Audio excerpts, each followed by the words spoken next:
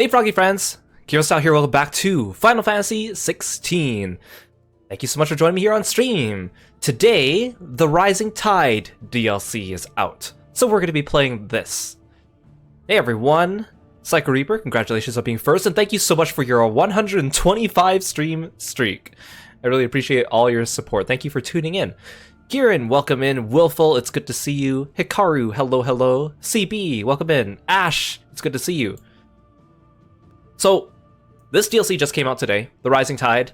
We've known about it for a while, and I'm excited to play it, because I enjoy this game. But, just like the last DLC, Echoes of the Fallen, which came out in December, it's been 4 months since we played this game, and every time I pick up this game again, I have to relearn how to play it, because the controls are a little tight, and in order to keep up with the difficulty, you have to be, pretty good on your toes. So there's going to be a little bit of jankiness, but that's okay because we're going to have a good time while doing it. So to access the Rising Tide questline, you must first have unlocked Origin on the world map, as well as complete the side quests Where There's a Will and Priceless. So in other words, you need to have Joshua and Jill. To unlock the Kairos Gate battle content in the Hideaway's Redstone, you must first clear both the main game and the Rising Tide storyline. Bonus items will be available for redemption from the System tab in the main menu upon reaching the main scenario quest, A Chance Encounter. So, back in like December or something like that, I believe the game devs said that the Rising Tide DLC is meant to be around 10 hours, but then I was reading articles today of people saying that it's actually only 3 or 4 hours, about the same as the previous DLC, so I guess we'll find out. If we finish it today in one stream, fantastic. If not, we'll just continue tomorrow.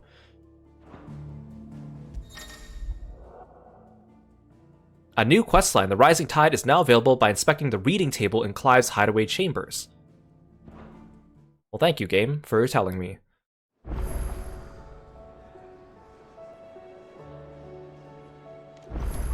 I have any new DLC items? Items. Oh, no. Items.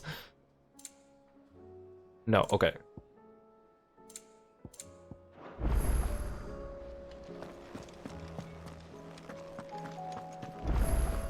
What button do I use to run? I can't remember if I could run in the hideaway. Is it R2? I don't remember a thing.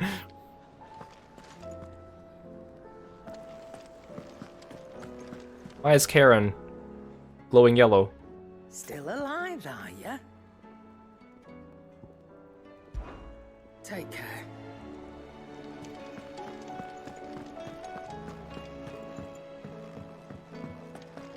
Right, I forgot about this guy, my apprentice, that never did anything, that I never taught.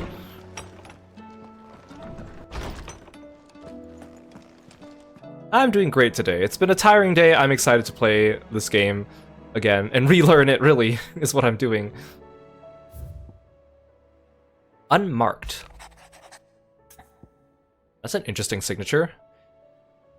Sid, I shall not waste time mincing words. Leviathan's dominant is in need of rescue, and despite my innumerable misgivings about joining hands with an outlaw of the highest distribute, the dame has assured me there is none better suited to the task at hand. I dare not reveal more for fear this missive could fall into the wrong hands.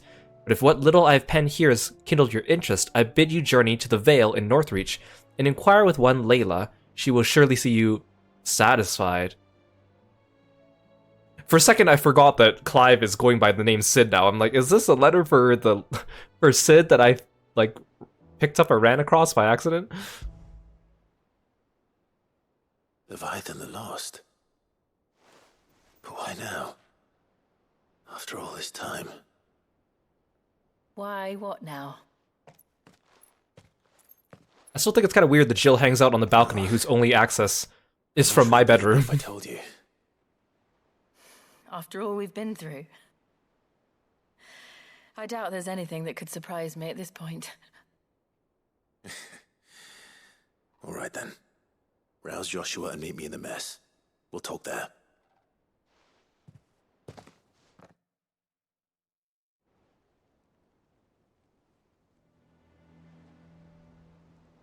I see we're all here. So, What is it this time? I'm not sure yet. The letter delivered to my chambers omitted a few crucial details. Do we know its provenance? That was one of the details it omitted. But whoever the sender was, it seems the dame held them in high enough regard to point them in our direction. The dame? Well, she's not one to waste our time. It must be important. Important might be an understatement. If the letter is to be believed, Leviathan's dominant is in danger. And someone wants us to save him. Leviathan? So the Warden of Water has finally returned. What has it been? 100 years? More. The Lost moniker dates back at least that long. Even our venerable lawsman would not have been so much as a glint in his father's eye when last the mighty serpent brought his crushing waves to bear upon the realm. But why the gap? I know it can be a few years before a new dominant's born. But over a century? Should the dominant of Water's bloodline have been severed somehow, it could have prevented a new dominant from awakening. But if one has awakened now, he couldn't have chosen a worse time. Every nation in the realm has lost its dominant. If word gets out that there is still one to be had, they will stop at nothing to claim it for their own. And the twins will be at war again, just when humanity most needs to come together. Did the letter say anything else? Only that if I wish to know more, we must meet in person. And that the Veil can arrange a meeting. If nothing else, you can be certain it ain't a trap. Famous last words. I'm coming with you. As am I. Thank you. Both of you. And Otto? Yeah. I'll keep an eye on things here. Didn't fancy coming anyway. Thank you. I shall leave the Invincible in your capable hands.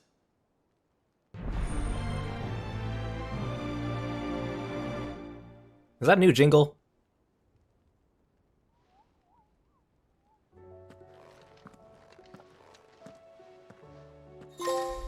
Oh. I got a trophy. Chasing the Tides. Quest destinations for the Rising Tide are indicated with this marker. After accepting the quest, current objectives are displayed in the to-do list in the right-hand side of the screen. These will temporarily replace main scenario objectives. If you wish to restore main scenario objectives to the to-do list, you could do so on the Journal tab in the main menu. So, Final Fantasy XVI is currently doing its crossover with Final Fantasy XIV.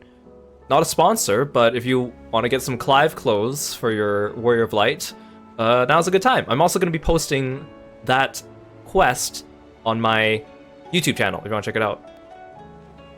Oh, did Twitch change my stream title back? It's been having this problem for a while. I think it's OBS. Let me change it. Thank you. I changed it before the stream, but then when I opened OBS, it like went back to the previous one.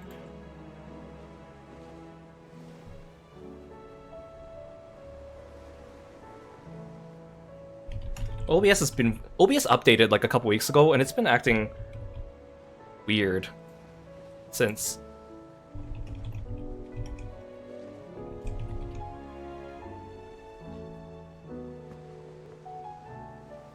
Okay, just give it a minute, it'll change back.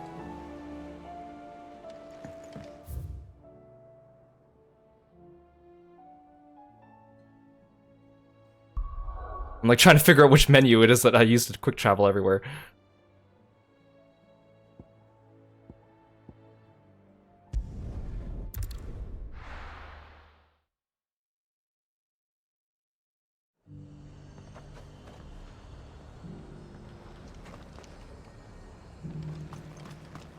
Okay, back to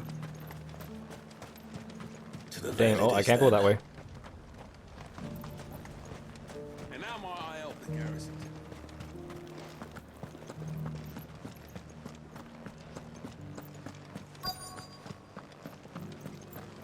Looks like you've got a thirst. but enough talk. Fancy a peek behind the veil, my lord? I'm looking for a Layla.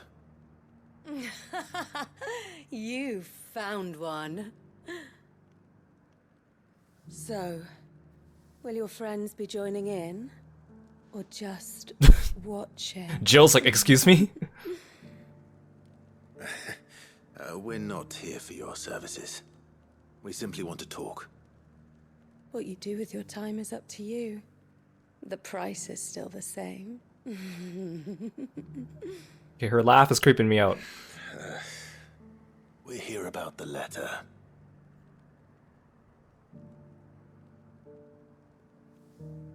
Oh. Oh, sorry. I suppose you'll be wanting to know who wrote it then. Among other things. Look, I'm just the messenger here. There's only so much I can tell you. Specifically. A location, north of town, on the shore of Isle of Feist Bay. There you'll find a tent and the woman who can answer your questions. And that's all. Nothing else. Actually, one thing. There's more than flowers in the meadows these days.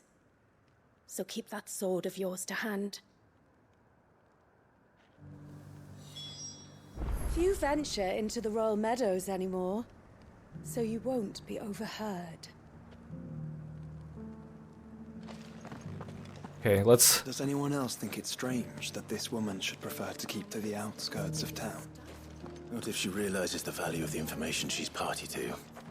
And the danger it puts her in. Okay, we need to relearn how to play this game. Beastly blue-eyed fiends. I am going the right direction, right? Yes, I am. Do be careful. I will.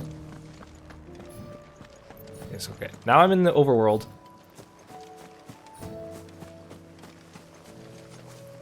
Oh, that's how I call my chocobo, right?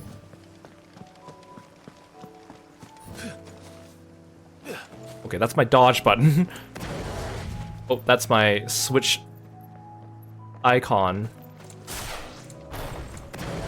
Okay, so that's my icon ability. Fire.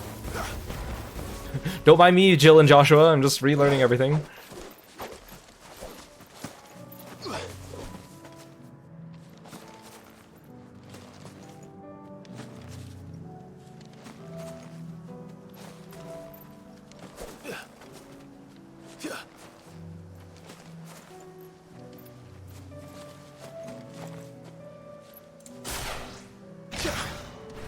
That's my Garuda.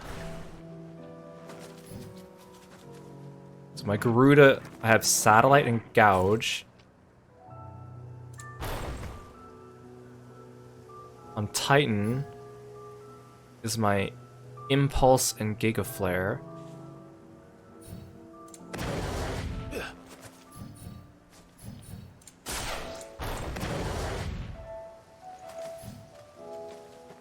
Pile drive and ignition, okay. It's gonna take time to build back this muscle memory, especially since we've been playing like other action games like Grand Blue Relink and Final Fantasy VII, where the buttons for dodge are all different in every game.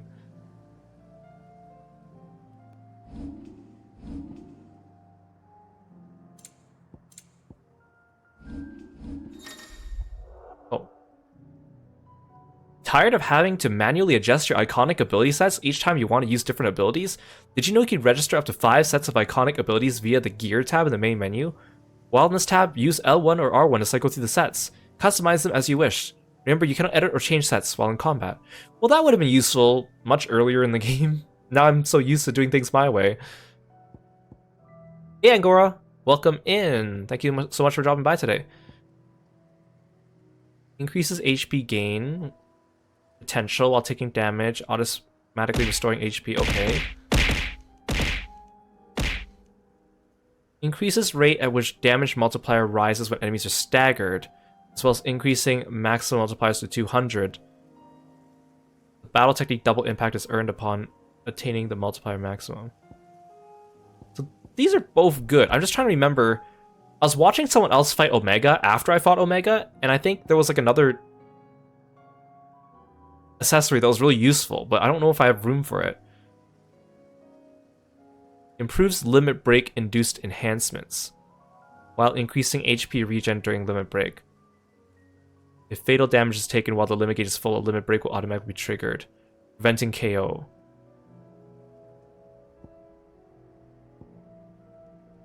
Increase precise parry timing. Increases will damage dealt using most aerial attacks. Reduces ability cooldown. Restores a small amount of HP regain following a precision dodge.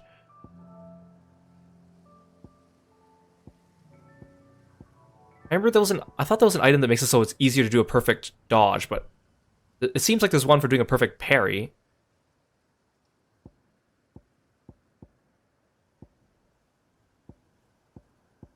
Okay, I don't... You know what? I'm just gonna stick with what I have, I think.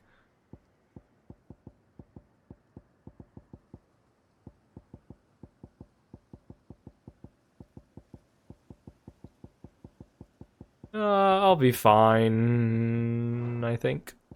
I gotta keep the Torgal one on, because I've never had to manually use Torgal myself.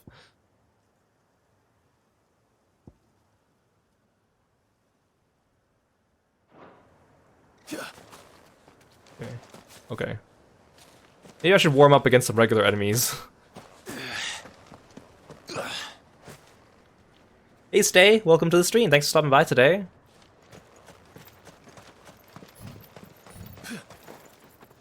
Okay, so I don't really have a dash, right? It's just Chocobo.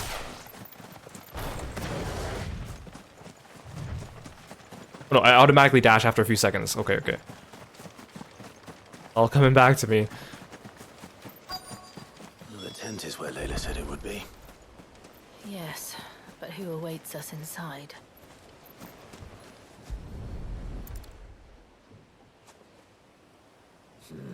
It's empty. Why am I not surprised?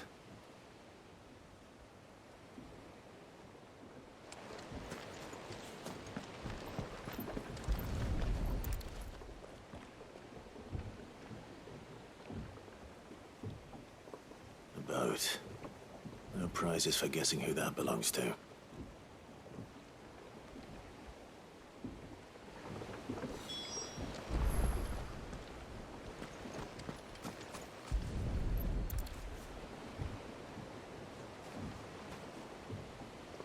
The embers are still warm.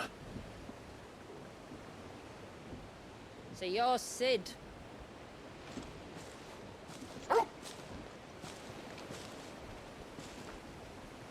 The nice butt shot.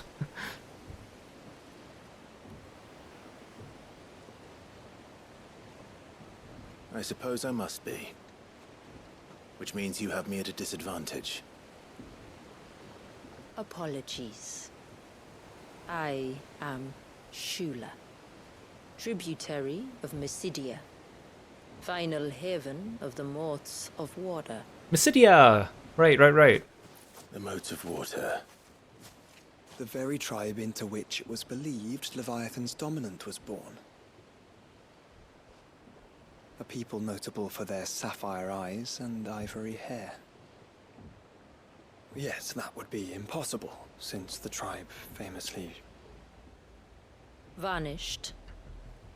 Was exterminated. She looks like she could be a Final Fantasy XIV NPC. Despite the best efforts of both church and state, we are still very much alive. Though we've managed to keep that fact hidden from good Krieger's faithful for over a century. Along with Leviathan's dominant.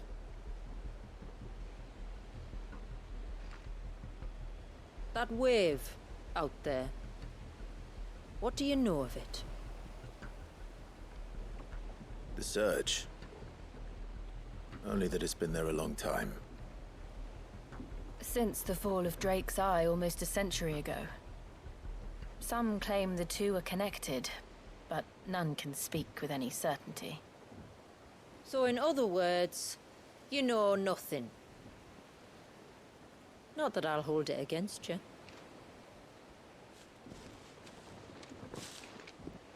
The wave was raised by Leviathan in an act of rage. Moments before the waters were stayed, and the icon and its dominant bound within. And you want us to? Rescue him. Yes. You see, a little bird told me about a certain outlaw with a singular knack for putting unruly dominants in their place. And ours is about as unruly as they get. For years, we've searched for someone who could hold their own against an icon. Someone just like you. So what do you say? Will you help us? What exactly did your dominant do to warrant this punishment? What did he do? He committed the greatest crime one of his kind can. He was born. Ouch. But he deserves a better fate than the one my people forced upon him. He deserves to be free. As do we all. Very well. Far-fetched though your tale may seem, something tells me you speak in earnest. So we will do what we can for your dominant. But first, you will tell us everything you know about him and the means of his imprisonment. I can do better than that. I can show you. Care to take a trip across the bay? My people await you there. Lead the way. I forgot that everyone in this game talks kind of slow, and then they pause like 1 to 2 seconds between every sentence. Also, it's unfortunate that, I said this before, but how at endgame, everything's bathed in this like purple lighting that does not look flattering on most characters, but because everything happens at the endgame, especially for the DLC, we're just permanently stuck in this purple haze. I forgot that Mysidia was in this DLC. Mysidia is a city from Final Fantasy IV. Well, obviously it's not the same city, they just share the same name, but you know what I mean. Remember when they first showed off the trailer for Echoes of the Fallen? You might want to hold on to something. In Rising Tide? We're coming up on the wall, and passing through can take a bit. I thought the guy with the scarf from Echoes of the Fallen was the Leviathan dominant. You don't. That's the point. It's a glamour woven by our ancestors to keep our village hidden from prying eyes. But don't take my word for it. Watch.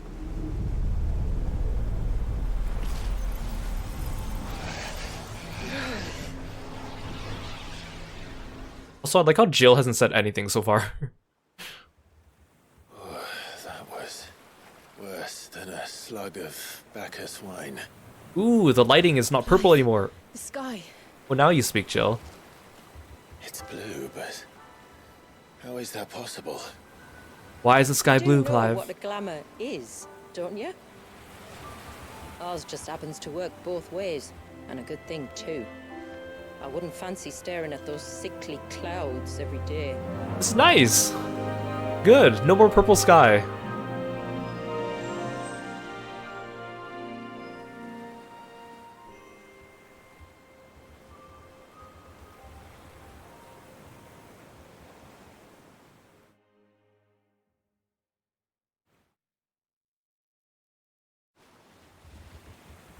And that concludes our little voyage.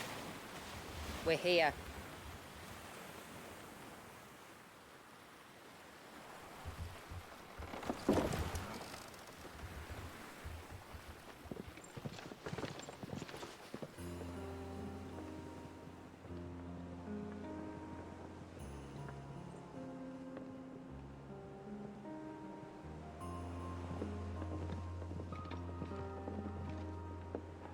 It's a long slog to the village, and a hard one. I hope you're up for a climb. Give me some low-level monsters to beat up so I can remember how to fight.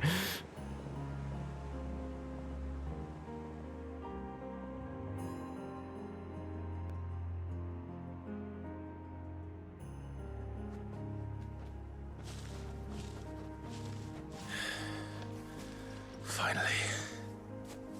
What? You didn't think we'd arrived, did you?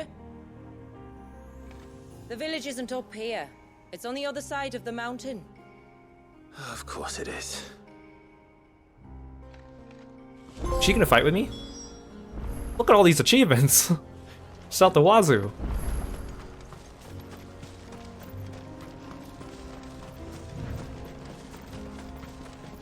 Ooh, it's pretty.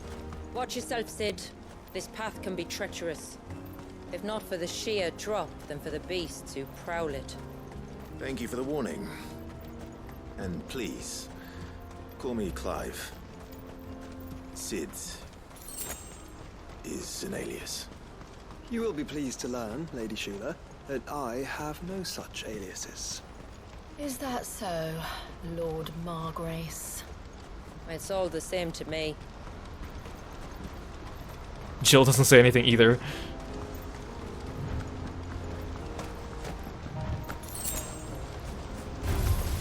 Okay. Hiya! Pick up our scent. Stand back. We'll handle this. Oh, really now? Shall I keep my axe and spells to myself then?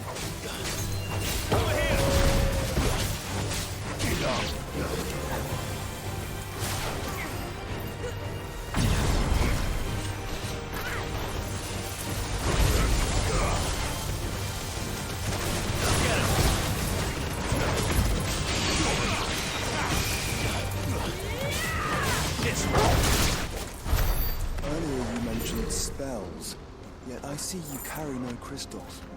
Since when did a bearer ever need crystals? But then, where is your brand? Waiting for me in Sunbreck, if I ever get careless. Then it's in for a long wait. I think I need to redo my loadout.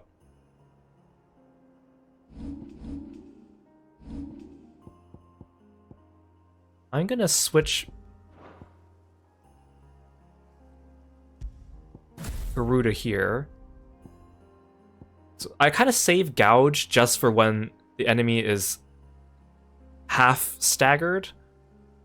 And I usually save Gigaflare just for when they're staggered. So let's put Gigaflare here. And then I'll put Satellite here.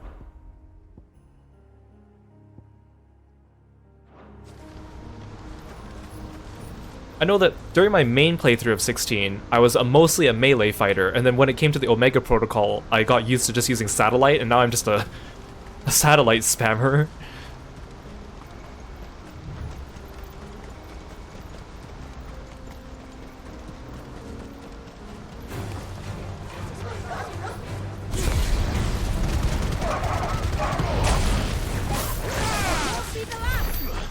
Oh, well that was quick.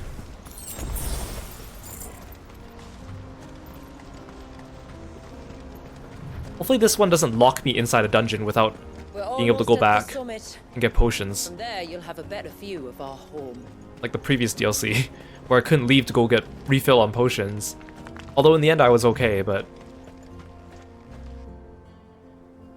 Few have ever set eyes on what I'm about to show you. Just so you know. This is not what I expected. Welcome, my friends, to Mysidia. Ooh. This is a very large area to hide under a glamour.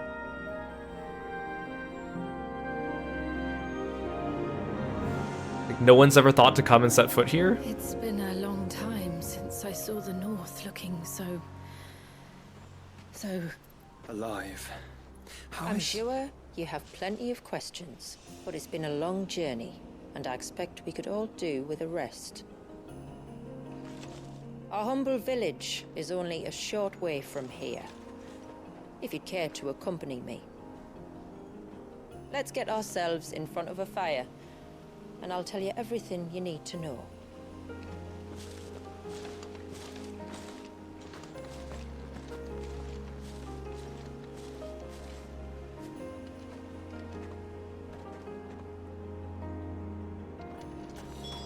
It's beautiful, Shula.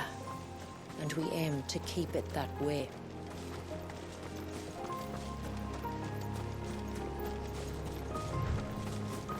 I thought these were enemies. I was like, I feel bad beating them. They look so calm and... Like in FF7, how there's like random like wildlife everywhere. You can't fight them, which is good. So this is definitely something for later. I see that tunnel. I see that tunnel. Remember that.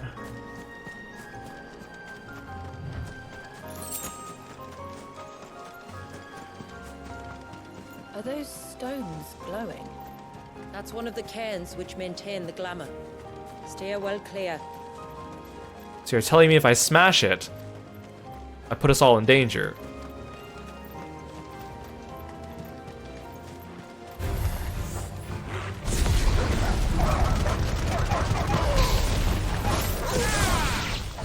See, like, ignition and pile drive are really useful for mobs.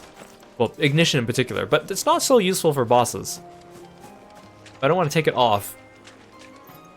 These enemies, but again, like the regular enemies are too easy, and then the bosses are a great deal harder. I don't feel like I'm actually warmed up. One wonders what prompted it. Like, no one is like journeying out here on a boat just to like go and research this thing or look at it, and accidentally coming across Mysidia. I find that hard to believe, even in rough times like this where it's dangerous. Hey Johnny, welcome to the stream. Thanks for stopping by. Thank you so much for the stretch. Good call. Make sure you guys are stretching and sitting upright in your seats.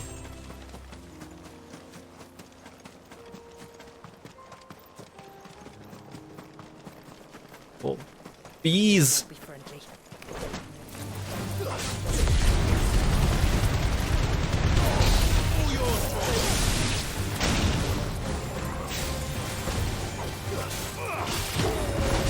Get him, Torgal.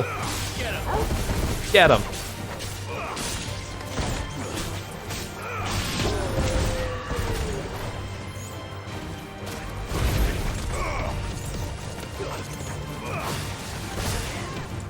Right, I keep forgetting I have Phoenix Shift. Should be using this to close the gap.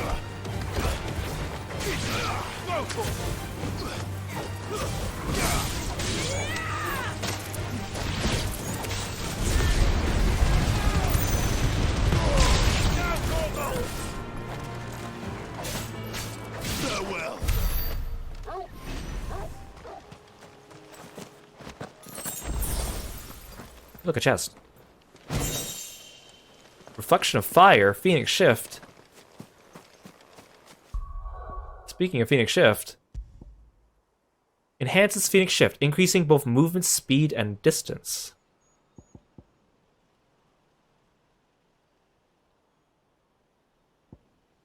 I'm wondering if I should... I think it might be the disengagement bit I saw someone using. But I think the assailment bit is too useful. And the nourishment bit is good for healing, so maybe I don't know. I'll go without it, but I think it might be pretty useful. Maybe I replace the healing one, but that's only after I know a fight.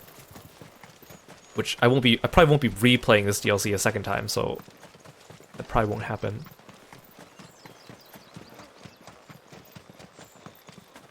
Could we not have spared ourselves the mountain crossing by landing further north? In clear view of the bay.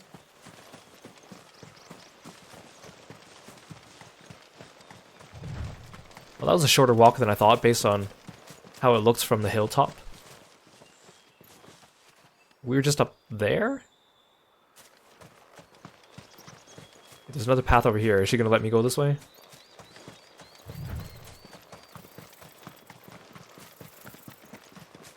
I feel like I probably shouldn't be wandering off. I'm probably gonna have to come this way anyways, right? So I'm just wasting my time if I come down here early. Oh, it's just water, okay.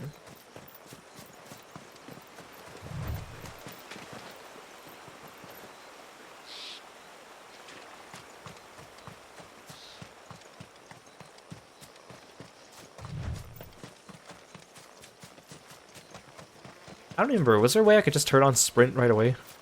I don't think so.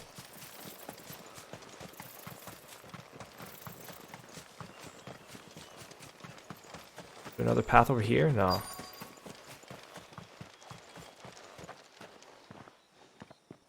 On evening tides. Does morning's light return? Open the gates! The tributary is home! This is quaint.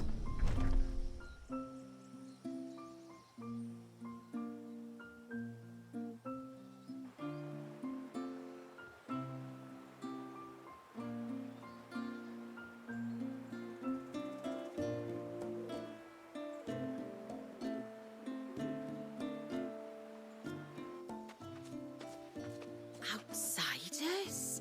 Well, I never. Look at the size of that dog. All right now, back to your duties. You'll have to forgive my people their curiosity. We don't get many visitors. Or any, truth be told. Then we are honored to be the first. This is quite extraordinary. Like stepping into another world. So do you believe me now? You've made it difficult not to, my lady. But how did your people chance to settle here in the north? Unless I am much mistaken, the moats of water long called the coasts of southern Ash their home. Until Drake's Horn fell and the Blight forced them ever inland, where...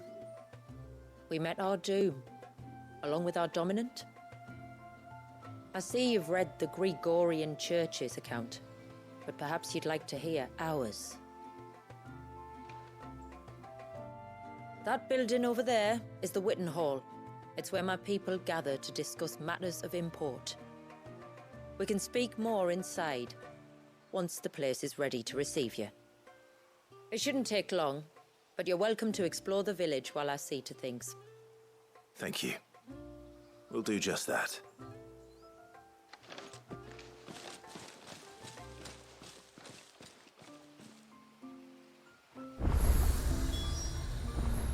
Hey Mondo, welcome to the stream. Thanks for stopping by today, it's good to see you. We're doing well. Let's have a look around town. Although I doubt there's anything interactable. Oh, there's a chest! Never mind. Gimme.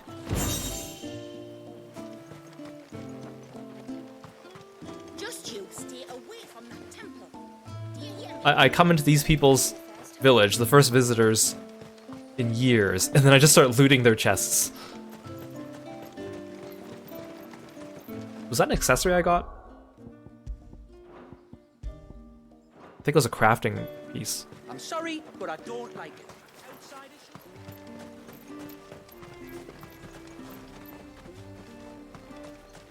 That'll be them then. Don't look like much. What do you mean, don't look like much? Have you seen Clive?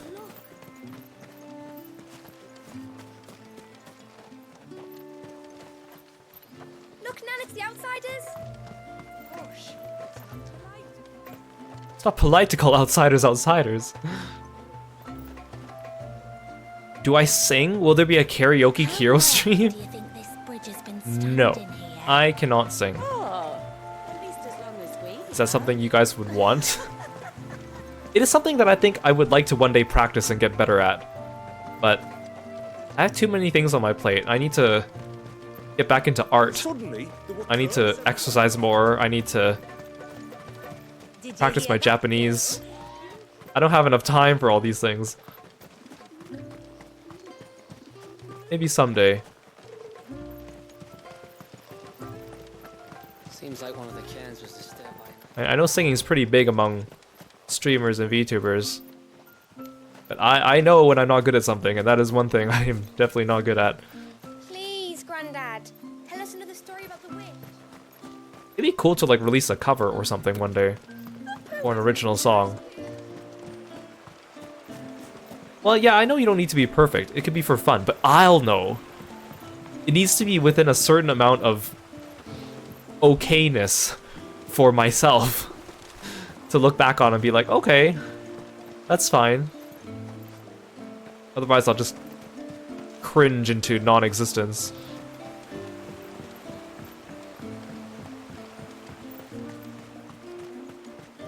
Like, I don't have really good range with my voice. I don't have very good control over my voice once I try to get to certain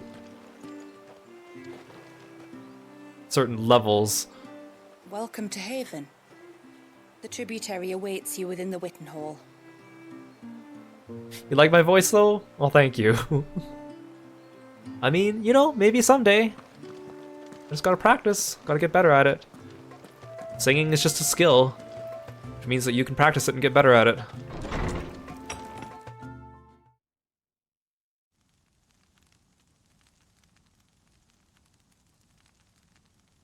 Don't I have embarrassing moments when I first start streaming? No, actually, I don't. So what do you think of our little haven in the woods? Why do you think I publish everything on It YouTube? might not have all the comforts of a southern settlement, but at least it's ours. And there's a lot to be said for that. It can't have been easy keeping this place a secret. Not easy, no. We've dedicated our lives to maintaining the glamour that conceals us. Us and Walyas. This man, Walyas, is he Leviathan's dominant? That's right.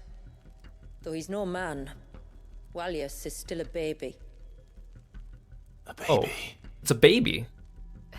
Forgive me, but you said that the Dominant and his icon were bound inside the Surge almost a century So he's like ago. Aang from Avatar, except That younger. would surely make him older still. It would, if he'd been allowed to age. But the spell robbed the poor bairn of even that. I'm sorry. Walyas was the son of my great-grandfather. Leviathan awoke within him almost immediately. But instead of allowing the lad to live out his life as a valued member of the community, my ancestors sought to put his power to other uses. Sadly for them, the icons sensed their treachery and summoned a wave so large it would have swallowed the entire village if my ancestors hadn't stopped him. Then it is not the surge that binds the child, but time itself. Yes. Forgive me. I'm still not sure I understand. I'm not surprised. It isn't the easiest thing to explain. Which is why it might be better if I took you to see him.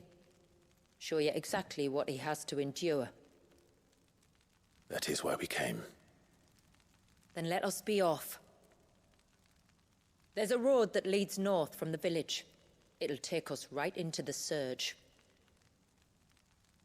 So when she says baby, does she mean literal baby, or does she mean he's such a child that he might as well still be a baby? Like, is it a little bit of a slight exaggeration? I mean, I'm sure they're still young. Are you bound But are they for a the wave, tributary? baby? We are, Baby. Delina. Have you spread the word about our guests? I have. Everyone knows to treat them as family. You shouldn't have any trouble now, but just in case, I would have you accept this symbol of our people. Right, I forgot that in this game you get a seal for like every single place you go to. That's very kind. I look forward to meeting the family. The feeling's mutual. Should the tributary be indisposed, feel free to ask me any questions you might have regarding the village, and I'll do my best to answer. Wait, are there going to be side quests in this area too? We will. I mean, I don't see much use for it because we don't need XP or items, so it would seem pointless unless it's for world building purposes. Oh my god, there are side quests. Lies across the bridge. If you're short of supplies, you may find what you need there. Though we will have to ask you for recompense, poor as we are. Or are these just shopkeeps? I think those are just shopkeeps. I don't think they're side quests. My lord. My name is Delina. Oh, I forgot. They don't voice act everything when they do the side content. I was waiting for her to keep talking. And I serve as adjutant to Lady Shula, tributary of Mysidia. While other adjutants who came before me played the role of guardian as well as aid, Lady Shula is an able warrior in her own right and requires no protection. So I assist her in ministering to our people's affairs while she's absent or indisposed. By way of example. It was I who informed the rest of the village of your coming at the tributary's request. If there's aught you wish to know of our people or village, please do not hesitate to ask. As I'm sure you're aware, This land was once the domain of the Northern Thanes, though the settlement had lain abandoned for some time when our ancestors' wanderings finally brought them here. Remote as it was, it seemed to them the ideal place to settle, and they duly cast the glamour over it, that their new home might remain the hidden. secret of the spell itself. I like how this block of text is a smaller font size because it's so much bigger. The secret of the spell itself has been passed down from generation to generation since the time we left Ash. We used it to disguise our camps, that the custodians of the lands through which we wandered should not learn of our trespass, and it was these temporary enchantments which led our ancestors to contemplate a more permanent solution upon arriving here. So they built the cairns. Filled with all shards of crystal the tribe could spare, and summoned forth a glamour large enough to cover the entire land. And for many days and nights thereafter, their bearers labored to attune the spell, so the outside world might see this place slowly succumb to the blight. Wait, do they have a mother crystal too, to maintain all their crystals? Or do they just rely on all their bearers now for the magic? And thus we hid ourselves away. Welcoming none into our private haven, until you, that is. At first the spell only worked one way. It was only after the skies changed that we conjured a second illusion for the benefit of those inside. It was Lady Shula's idea, a salve for the nerves of those who feared the roiling storm clouds were a harbinger of the end. Also a way to make it so this DLC didn't look butt ugly by making everything purple. I pray that it brings you a little relief from the darkness of the world beyond the wall, as it has done us. Our story began on the narrow coasts of southern Ash, where for want of arable land we relied on the mountain rains to quench our thirst, and the bounty of the sea to fill our bellies, and thus did we learn the value of water. After the fall of Drake's Horn, we spent decades in exile, drifting across the deserts and snowfields of the Twins, till at last we arrived here in Mysidia, our second true home. Here we found mountains, rivers, and seas not unlike those of our first home in Ash. All that we lacked was crystal. We have no mother crystal of our own here, nor have we ever received any stipend from our neighbors. Were it not for the few shards we've been able to stockpile during our wanderings in storm, we may never have survived the first few winters, let alone cast the glamour that protects us. So they're relying on shards that they found along the way, but wouldn't those run out of power eventually? For to demand that the bearers among us sacrifice their lives for the benefit of the others was never an option. The hardships we had faced on our journey had brought us together, and we would not be divided again. Thankfully, our unity proved our strength. And so here we have stayed, dependent only upon the blessings which this land provides us. The springs, the rivers, the seas, these are all we motes of water need. Wait, so they're relying on like shards that they picked up on their journey here, but those shards have lasted them 100 years? But we destroyed all the other mother crystals, so assuming those shards came originally from a mother crystal, then shouldn't they be deactivated now? Or was it like, when we destroy the mother crystal, all the other shards still work, but then we'll eventually run out of them? I can't remember the lore of this world. I won't question it though. I bid you good tide. A side quest for me? Sid! Oh my god, you do. Sid, aren't you? The man the tributary told us about? I wonder if you could help me. Oh, you do have a side quest. With what exactly? I'm an expert at side quests. Oh, nothing too troublesome. Do you know my husband, Pavat? No, I He's just a got village here. Smith, among other things. Anyway, his name day is not far off, and I wanted to make a gift for him. He's a craftsman, you see, and he's been fretting about running low on the flowers he uses for dye making, so I wondered if you might collect some for me and give them to him. Would this gift not be better coming from you? Perhaps, but it can't, for reasons I can't go into. Please, I know it sounds daft, but I'd be ever so grateful. Sure. Is there gonna be a twist ending here? Which flowers does your husband need? The sweet little blue ones that grow around the fount. Elder's blessings, they're called. We use them to dye our fabrics so we always feel close to water like they are. You don't need to go to the trouble of picking them yourself, though. Just speak to the field hands and ask them to share their harvest with you. 2 basketfuls should be enough for my husband to be getting on with. 2 basketfuls it is.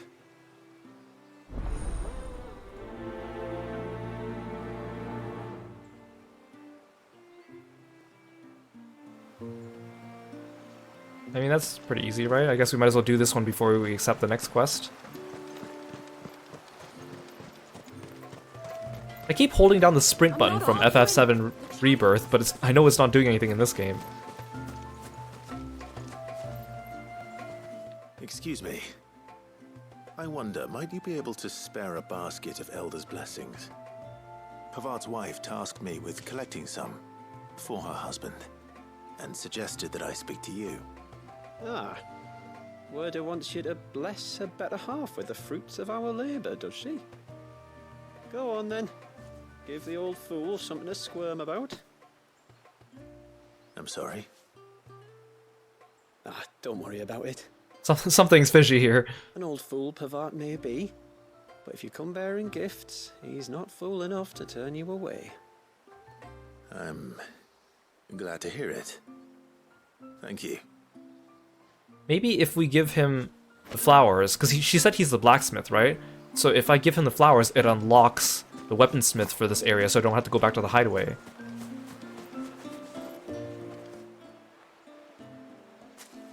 Ah, welcome to Haven, friend. Thank you. Forgive my presumptuousness, but the smith's wife has asked me to make her husband a present of some Elder's blessings. 2 basketfuls, to be precise. Well, I have 1, if that's any help. It is. I'm much obliged. They really are beautiful. Aren't they just? Though that's not the only reason they have a special place in our hearts. Legend has it that when our people fled from Ash, the tributary of the time took some seeds with them. And as they wandered high and low across the Twins, he'd plant them wherever they stopped for water. Every elder since has done the same. So when we finally put down roots here in Mysidia, the flowers did too. I like how she finished telling her story and then we just walked away. Like, we didn't actually end the conversation. Oh.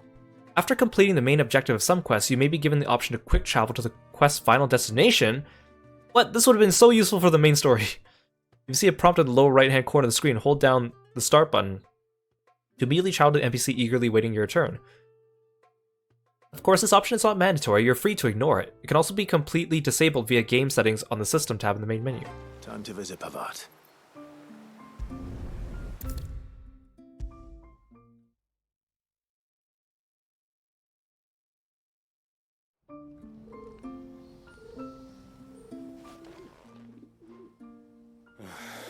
What do you want? Your wife asked me to bring you these flowers.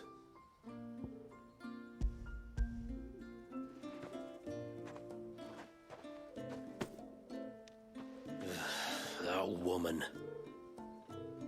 Come out. I know you're there. She's like hiding. Who? Me?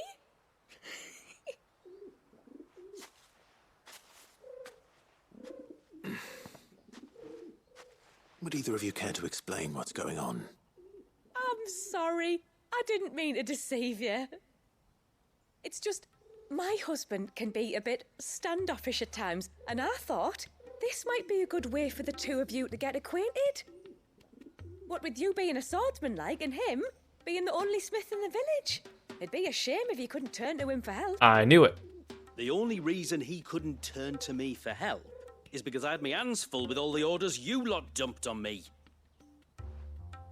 I'm pretty much done with them now, though. But, for the record, the tributary said that we were to lend you outsiders our aid, and that's exactly what I was planning to do. With or without my darling wife's meddling. Still, here we are. Acquainted. So, if there's out you need, just bring us the materials, all right? All right. All right, then. And tar for the flowers. I was running low. You use them for dyeing, I hear. Aye. Crush the petals and it makes a fine and lasting blue. We use it to stain the cloth for our tunics and pennons. To remind us where we come from, like. As modes of water. Children of the sea. That's right. The pattern too was left by our ancestors. The Ceaseless Rill, it's called. It symbolizes the river of our tribe, with the strength of Leviathan running through it. And no matter how that river has ebbed and flowed, changed its course, the flowers have always been with us, growing on our banks. I should get back to work. If you need something crafting, let me know. I will. It was a pleasure to meet you. Wasn't it just?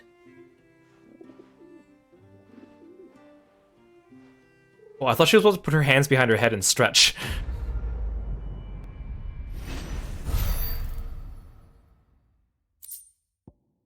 Wait, I'm still getting XP? Wait, did the level cap go up with this DLC?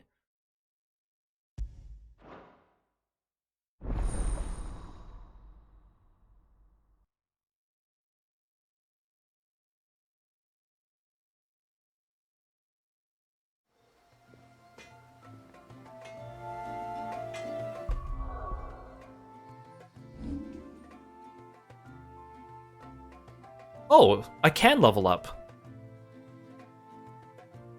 Oh, Ashula gets a little guest icon too. Look at those little sprites.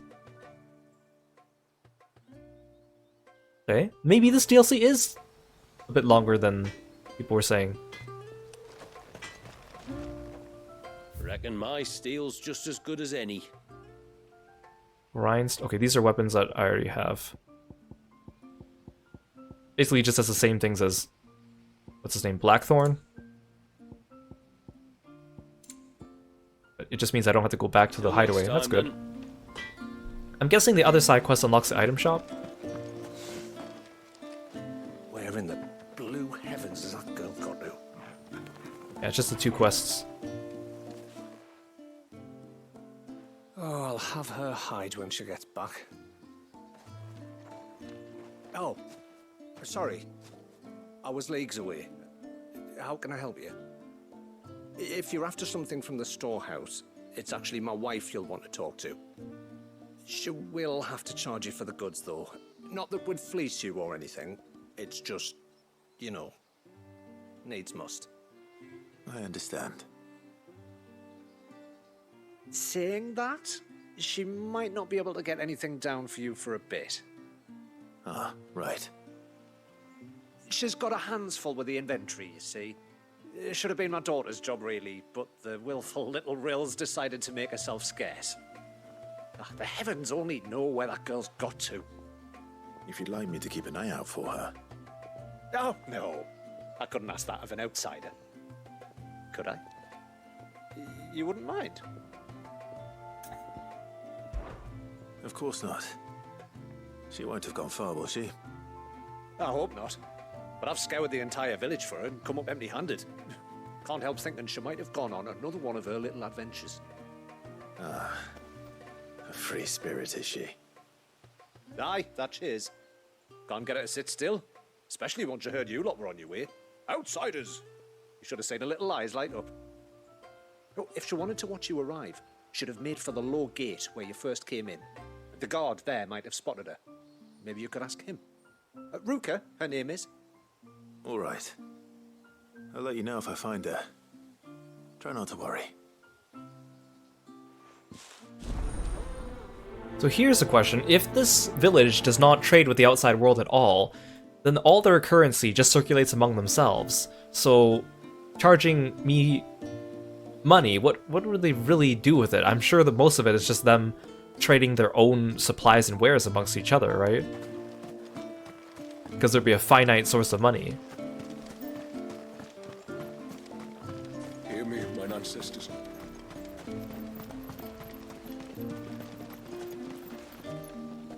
Excuse me. You haven't seen the storekeeper's daughter, have you? Little Ruka? I have, as it happens. She went out through the gate not long ago. Out of the village? Oh, is she by the river? Aye, she does it all the time. There's a path off to the left which leads down to the river. Aha. Nice little spot, that. And safe as you like. The beasts of the mountain don't dare come so close to the village. That's where she'll be. Go and have a look if you don't believe me. I will. Wants to bet there will be monsters there. Follow the path to the left. Ruka will be playing down by the river. Trust me.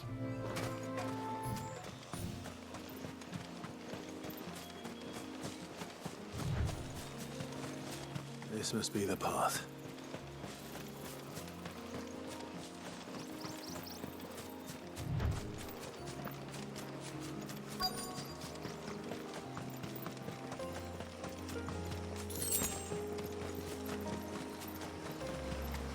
They're not here either.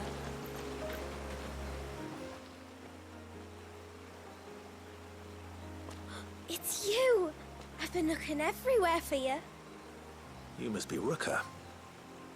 You know my name? Can you lot read minds? Yes, I could read minds. Your father asked me to keep an eye out for you. You left without telling him where you were going. He was worried. But I went to look for you. Well, now you found me. What do you say we head back to the village and let your father know you're safe? All right. And on the way home, you can tell me all about the world beyond the wall. I want to know everything. Everything might be a stretch. But if you were watching the gate for our arrival, how did you miss us and end up down here? That doesn't make sense. Thank you for bringing her home. And I'm sorry for the trouble. Oh, no. It was a pleasure. Daddy, did you know that there are villages 10 times as big as Haven in the outside world? 10 times! Cities, they call them.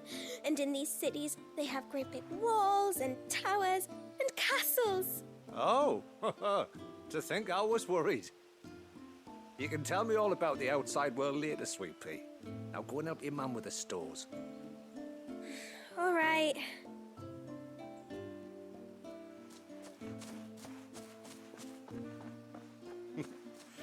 Thanks for putting up with her questions. She, has a lot of them. One of the big ones being, what are the people beyond the wall like? Reckon you've made a good first impression. Are we the only one she's ever met? That you are. The rest of the world can't know we're here, so we'll have to be very careful who we're letting in and out. A few of us might make the occasional trip to shore for supplies, but for the most part, we'll make do with what we've got, including what the old Northerners left us. Yes. You built on top of the old ruins, didn't you? Well, they make for fine foundations. Their masons clearly knew what they were doing. That's one thing we don't have to worry about. Oh, it's everything else that's the problem. Medicines, metals for tool making, anything like that. We have to dress up as traveling merchants and make a trip to the outside and pray to every cloud in the heavens that nobody sees through us. Which explains why you need Gil. Okay, so they're explaining... And now Ruka's back. My wife should be free to assist you with any potential purchases. They're explaining my question from earlier, that's cool. So please, do make good use of our stores, because we fully intend to make good use of your coin. I'll be sure to keep my purse strings loose.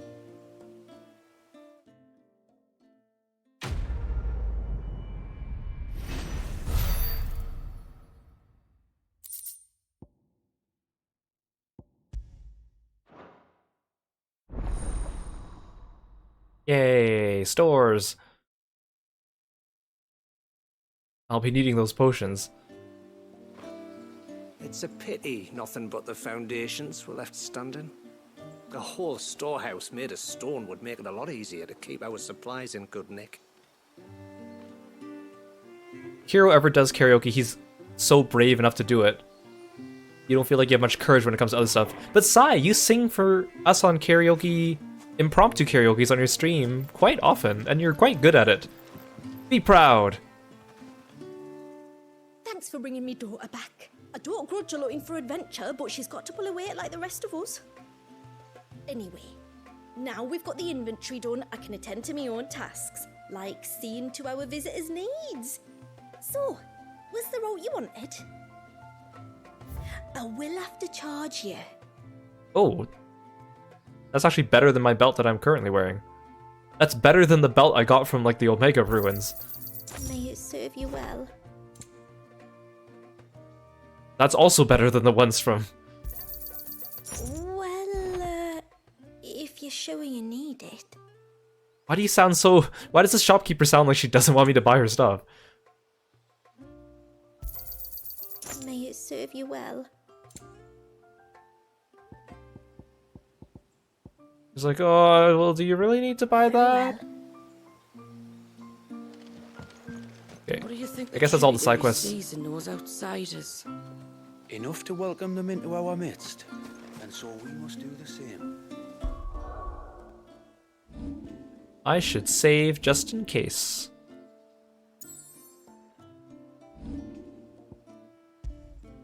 Just in case the game, like, crashes or something.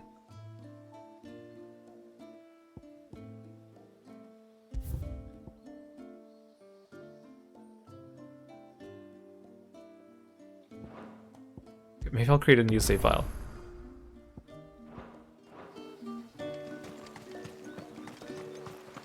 How long do you think this bridge is going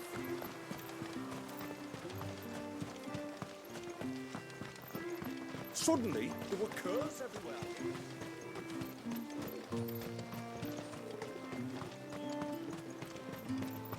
Off to the surge, are you? Well, just you stay close to the tributary. We don't want you getting lost in the forest.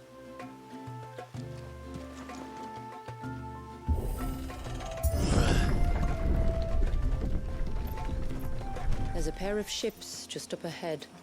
Ships? But are we not still leagues from the shore? I like how the conversation just ended there. Are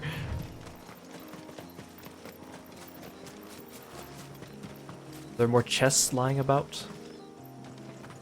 Should I be scouring every corner of the map?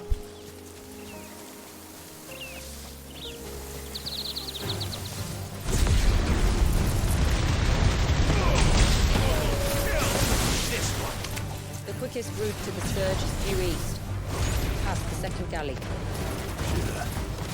did these ships come to be here? What do you imagine happens when an icon of water gets angry? Really, brother? Did you have to ask? It's not like you knew, Joshua. There's another path over here. It's funny seeing the satellites floating over me after I summon them. Is this gonna be part of a side quest too? Oh, this is part of the main story, I bet. Look, it's just a dead end.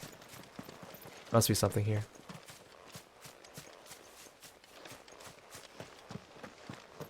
Yeah, Sai, your singing's good. I know you like to be modest and downplay it, but it is good. You do it on quite a few occasions, too. Like when you greet us sometimes when we come raiding into you. Very cool. There's another path over here. This game doesn't have like a mini map. Oh, it does. Oh, there's a bunch of stuff. Okay, maybe I should not be wandering off because it's clear we're going to be coming back to these spots later, so I should probably just go where I'm told.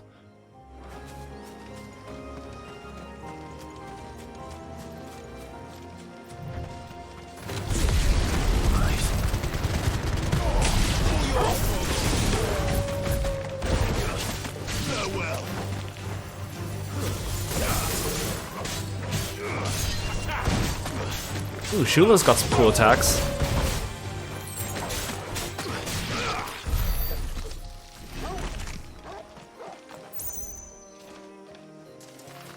How do I lock on to a target again?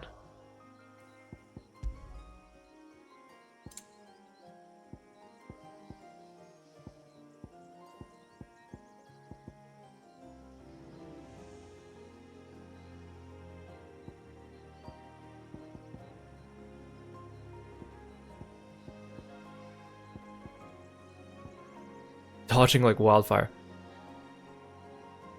Well, that's an Ifrit thing.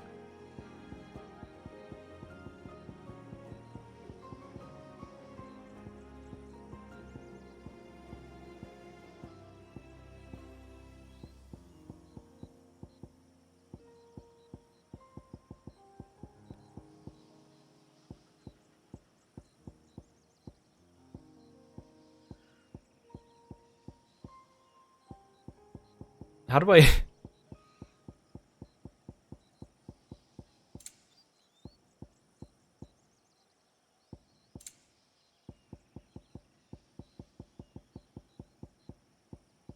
I forgot about the animal instinct thing too. I never actually used that beyond like the first stream.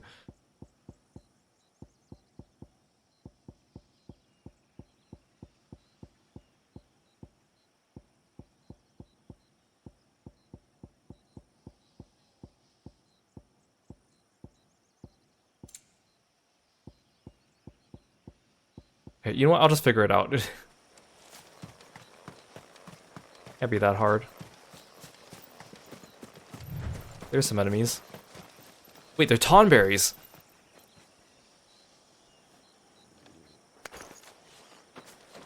No, oh, no. Okay. Oh, there we go. There we go.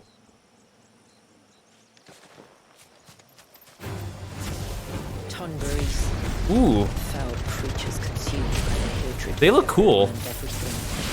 Everything save sharp knives, it seems.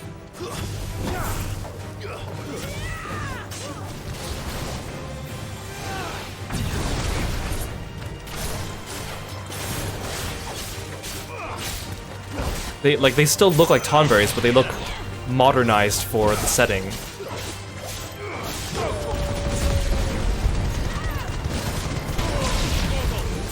Not like the Final Fantasy VII remake ones, where they still look cartoonish. These ones actually look like they fit the setting. They're kind of creepy. I like it. Okay, we're gonna go both ways.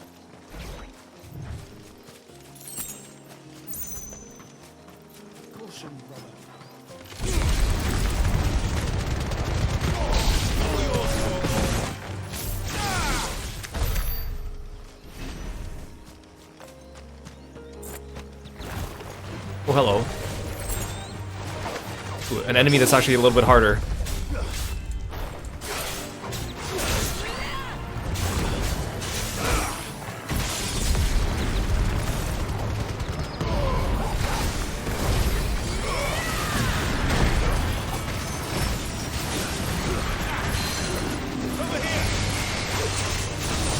Yeah, I still kind of remember what to do.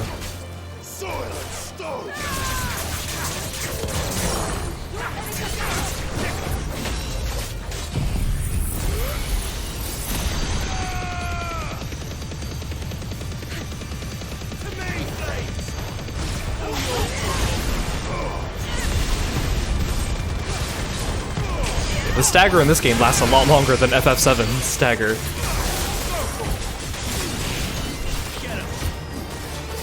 The dodge distance is also a lot smaller, but if I remember correctly, the dodging in this game was much better.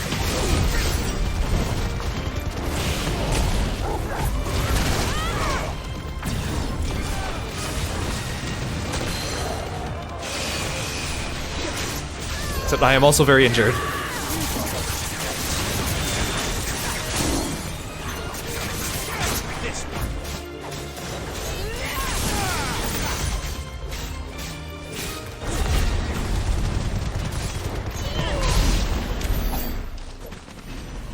Yeah, that guy injured me a lot more than I should have, because I wasn't really dodging.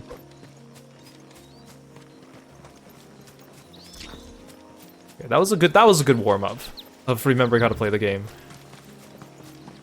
Hey Aru, welcome to the stream. Thanks for stopping by today.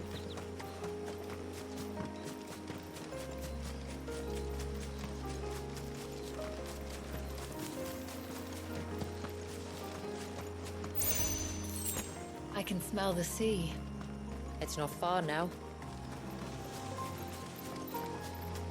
Takes him too long to to break into a sprint.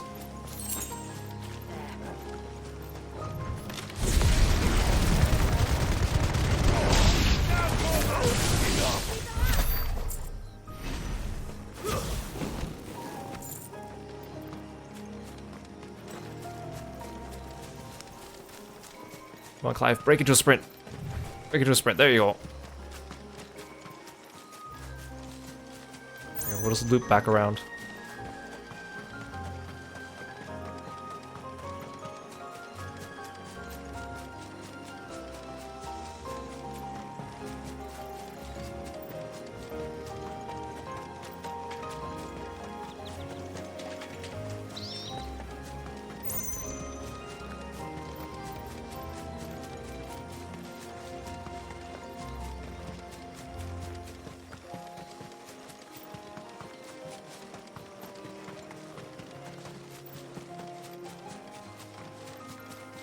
Ooh. It looks like a painting. How will we reach the surge? We'll follow the coastline north. There's a bridge that'll take us across to the cape.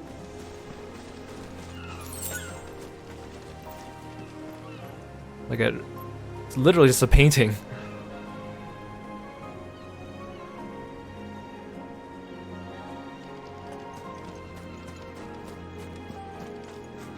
Chess, chess, chess.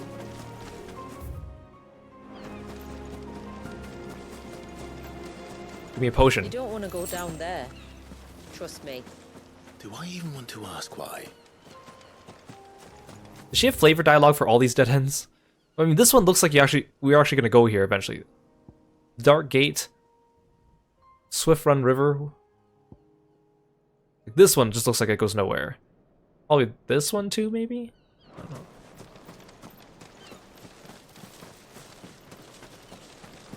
Oh, it's a turtle. I see a turtle.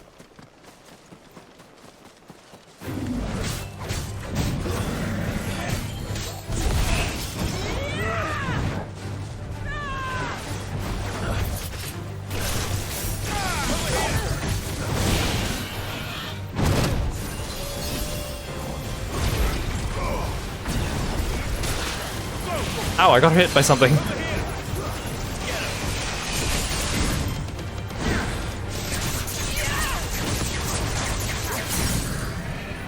Thanks for the sleeveless redeem.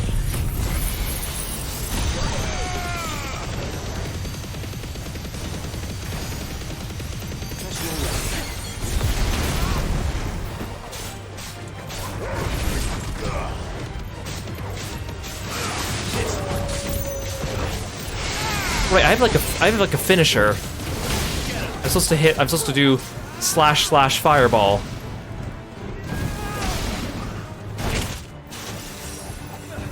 Oh, he's not gonna let me do it. / fireball. There we go. Ow.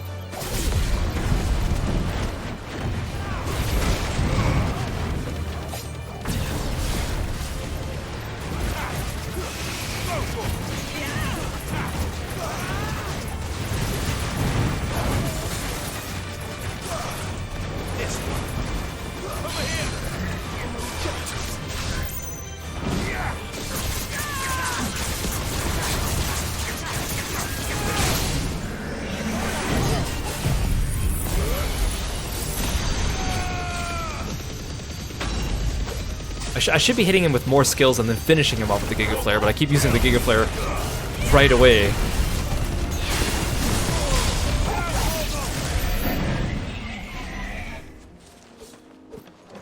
I needed that.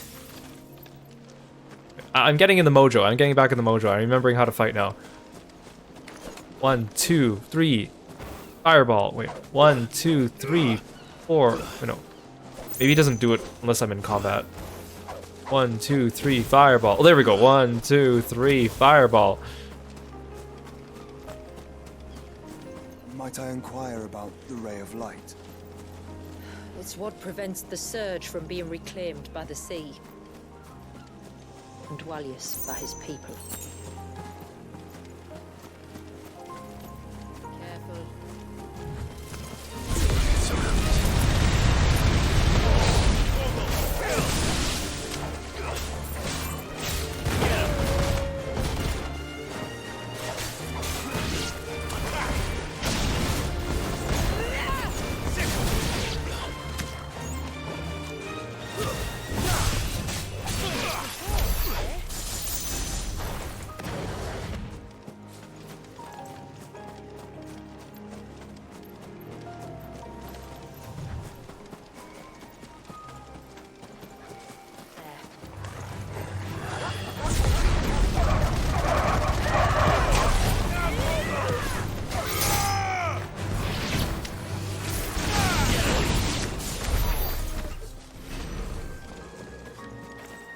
Easy. Oh, not another turtle.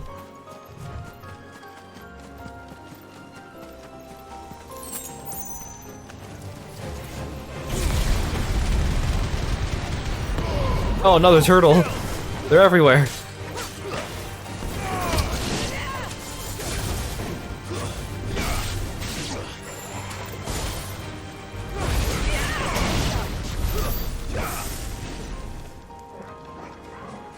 There's a turtle. And there's a turtle. I mean, they're just minding their own business. Why am I beating them up? For the XP!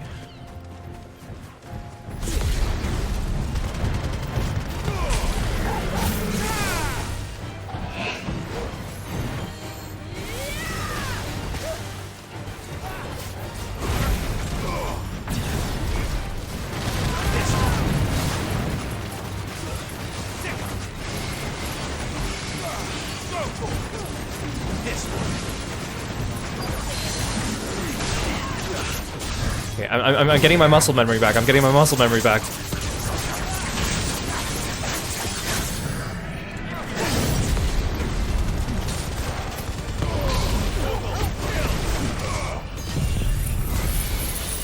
There we go. That felt much better.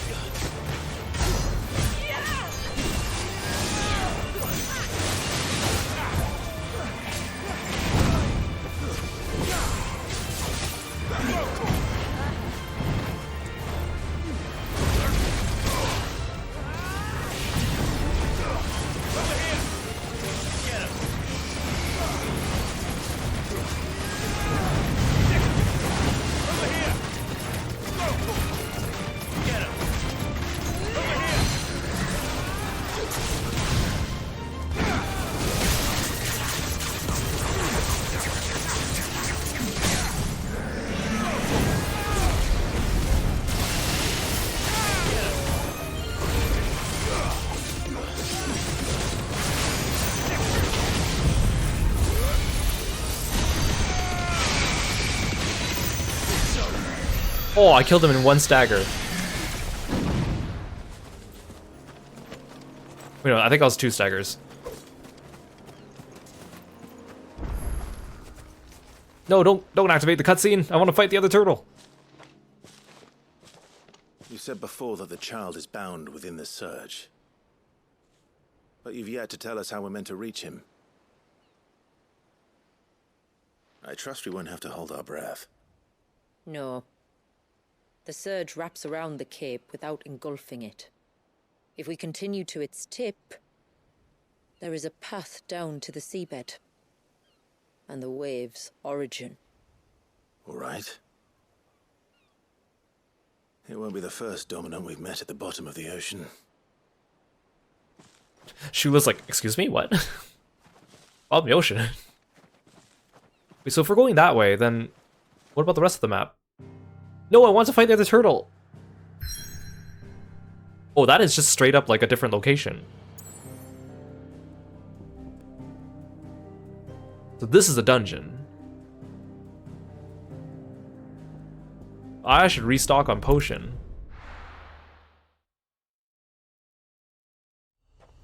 There must be more to the story after we go into the Surge. The Surge is probably not just one big long dungeon like Echoes of the Fallen was. Hear me, mine ancestors.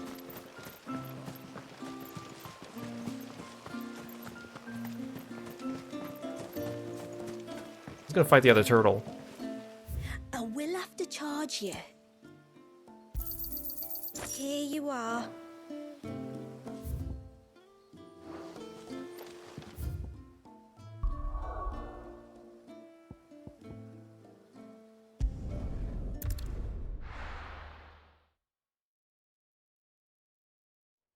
Did they only add the Surge to the world map, like the little artwork of the Surge with the DLC? Obviously I wasn't looking for it earlier. I'm pretty sure they mentioned it in the main story though at one point.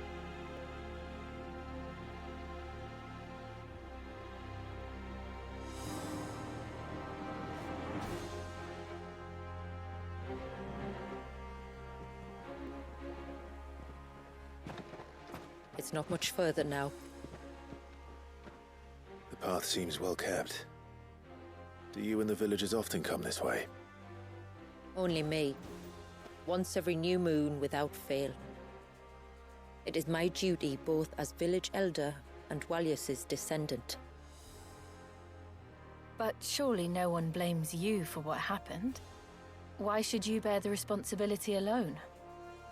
You misunderstand. I do it because I want to. To show him that he isn't alone, and that there are still some of us who would see an end to his suffering. Suffering you will soon witness with your own eyes. Leviathan fight's probably going to be pretty cool, right? The forest it's not grows quickly here. has much of a pain in the butt. Would be reclaimed in a matter of moons.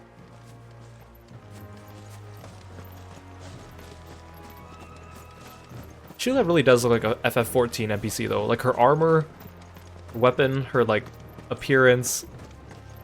Ooh, look at that background. Does the light point the way to the child? It does indeed. Oh, wait up, Shula, I gotta look for chests. Never mind, there aren't any chests over here. Look at all the droplets of water suspended in midair. Where they have remained untouched by time for 80 That's so cool. summers. It's not right. No. It's not.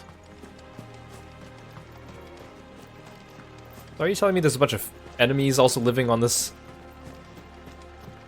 time frozen wave? There. We're gonna have to fight. Up ahead.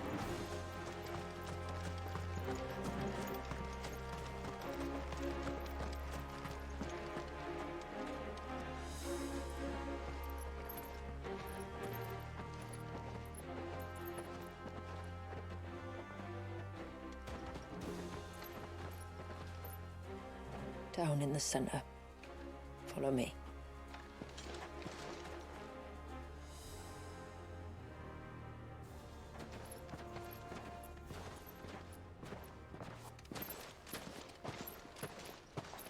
Oh, he's here. Oh, he really is a baby. Oh, that's so sad. He's still primed. I'll never forget my first priming. The fear. And I was old enough to understand what was happening. One can only imagine how this poor child felt. Clive's like, don't remind me of my first priming. He is the victim of an unforgivable sin. Committed by people who saw him as nothing but a means to an end. He must be so frightened. Then I'll ease his burden. You don't mean? I'm not going to hurt him. Contrary to the tales, I don't go around killing dominants for no reason. What if I told you There was a way to remove Wallace's icon. Do I actually get, like, Leviathan abilities? You were a madman. And then there's another boss I can use them against? It's hard to believe, I know. But it can be done.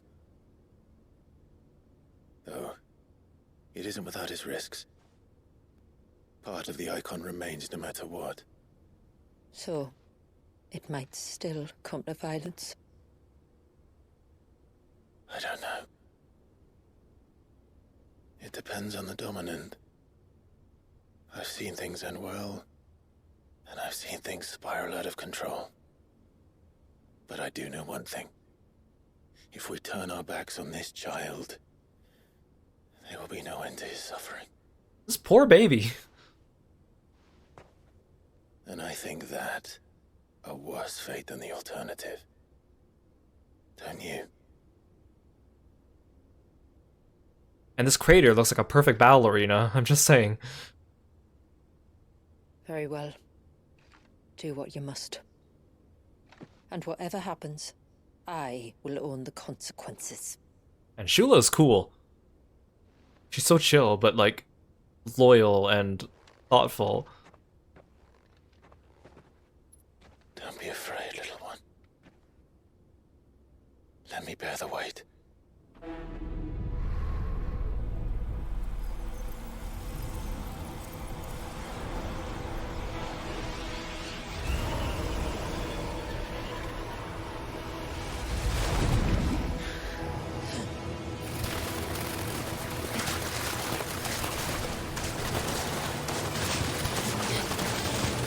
Water balloon fight. Hush now. It's going to be all right.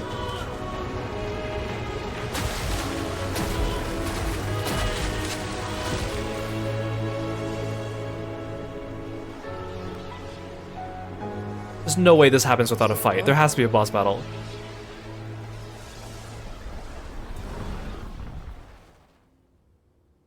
I think so. I can feel the icon inside me. But something's wrong.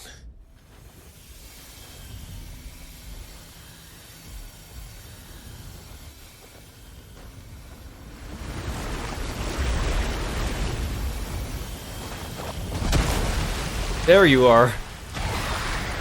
Oh, you are not Leviathan. He wasn't just afraid. He was angry. This is just a normal boss. All right. Let's see what you've given me.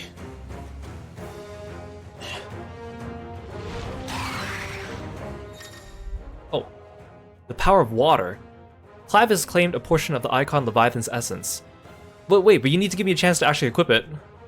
Attuning with Leviathan not only changes the elemental aspect of Clive's magic spells, also allows access to several new iconic abilities such as Cross Swell, an inescapable rush of water that pummels enemies from multiple angles. Ooh!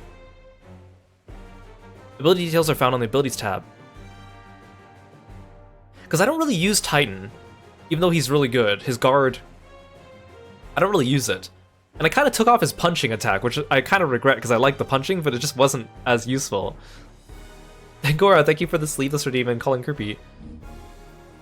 Leviathan's feat. Leviathan's iconic feat, Serpent's Cry, can be used to summon to Clive's off-arm a sea-spitting serpent, capable of dealing precision strikes to enemies at a great distance. What? Ooh. Pressing square in this state will unleash a tidal torrent, multiple bursts of water capable of forcibly knocking back smaller creatures, while pressing triangle will fire a powerful jet of water, a tidal stream, at enemies situated just outside melee range. Ooh. Wait.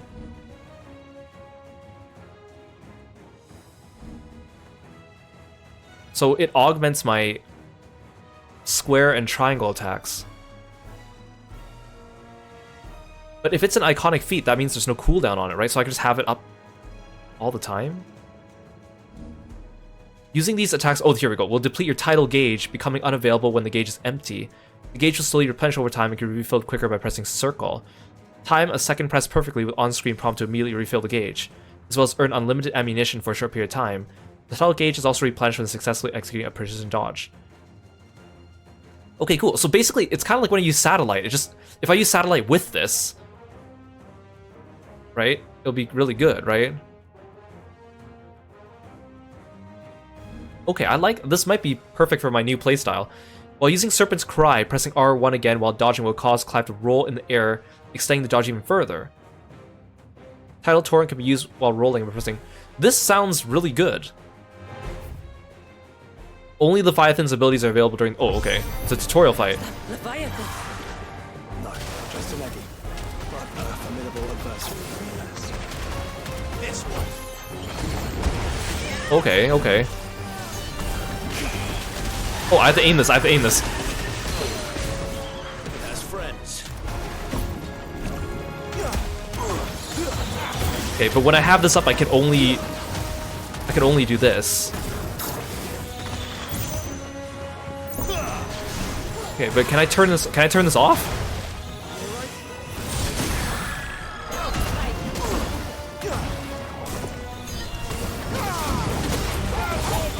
Oh, cancel. Okay, cancel.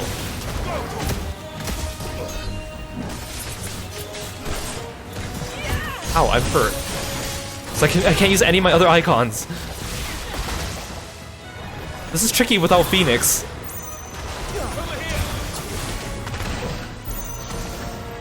Yeah, I don't like having to switch in and out of it. That's the thing I don't like.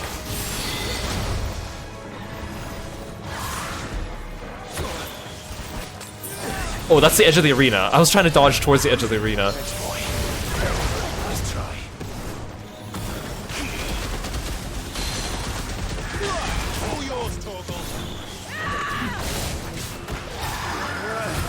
Right, I have a lunge. Wait, that's not my lunge.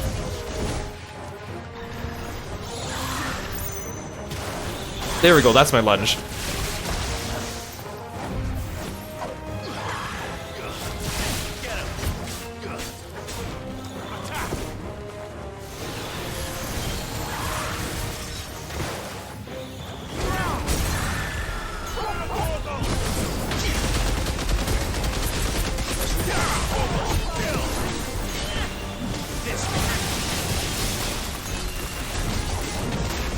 Ow. I thought those were Jill's attacks.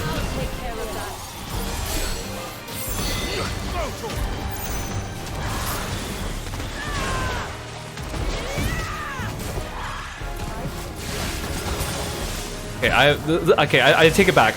This is a cool iconic ability, but I can't see myself using it consistently.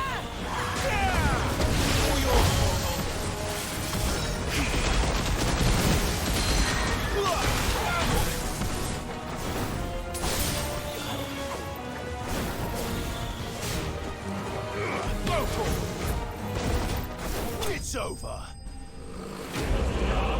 The thing is, once I turn on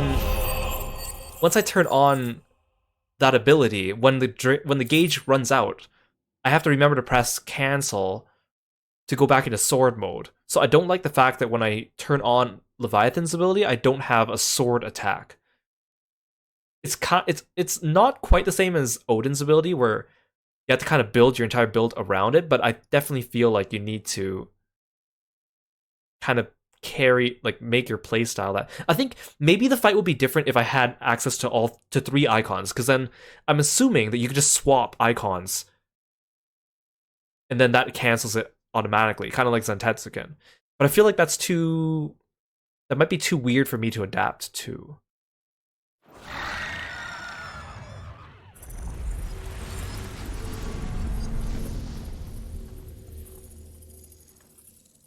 Is everyone all right?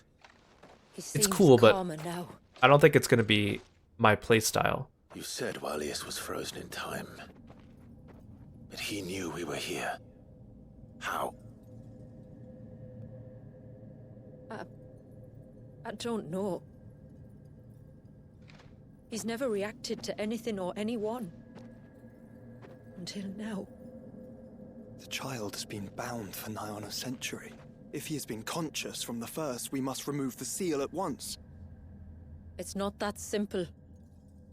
I wish it were, but... there's more to this tale. It would be better if I explained back at the village. I see. Then let's return before it gets dark.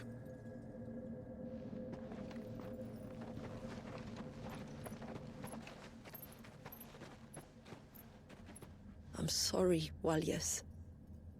I will make this right.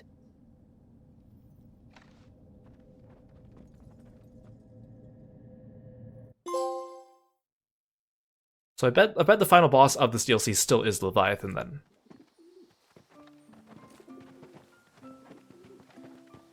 So, part of Leviathan is inside you now, is it?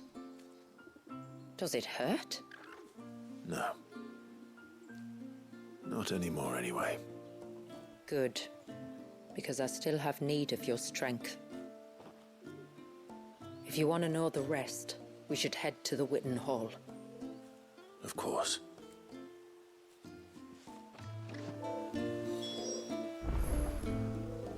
Okay. I bet Leviathan gave me more abilities too.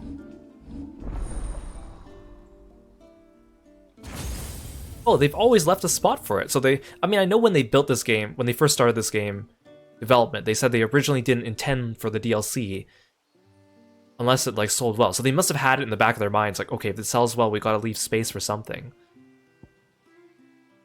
Okay, so summon a water serpent that transforms Clive's basic. Okay, this is the iconic feat. Deluge. Launch a long-range rapid-fire salvo. I don't like this one because I don't like having to switch to first-person mode. It also means I can't dodge. And then Cross Swell. Create twin waves that rush inward, dragging smaller enemies to a central point before Clive. See, this might be good for trash mobs, but I don't think I can use it against a boss. Abyssal Tear. Rip open a slowly expanding gateway to the murky depths of the sea. When the timing's right, summon forth an abyssal storm that hones in on nearby enemies.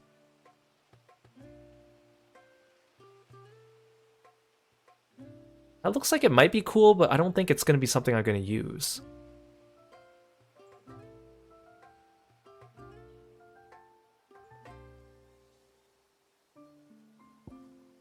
Tsunami. Conjure a whirling wave of titanic... Ooh, that looks really cool! Conjure a whirling wave of titanic proportions to swallow up and spit out all enemies caught in the surf. That looks really cool, but the problem is...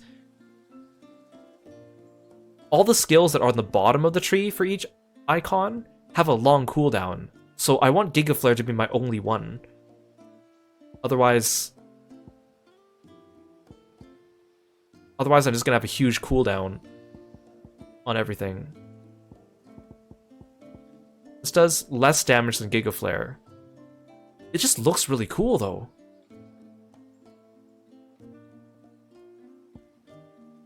I'm gonna learn this. I'm gonna equip it just... I'm not gonna upgrade it. I'm gonna equip it just for funsies.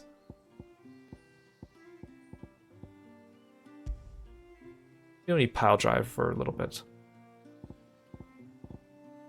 Where is it? Where is it? Oh, I didn't actually learn it.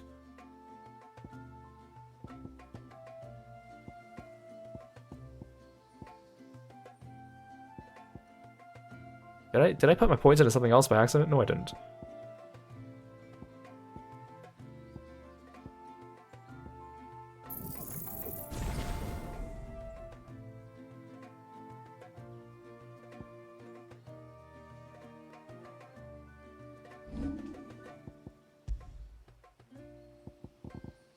Wait, where is it?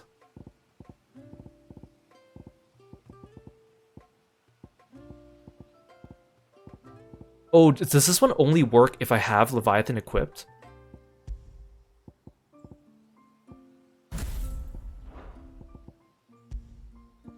Oh, so wait, you can only use Leviathan skills if you have Leviathan equipped. I don't want that.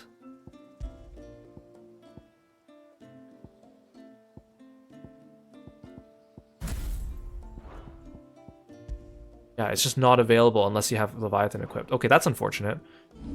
I want to try it, but I just don't want to equip Leviathan.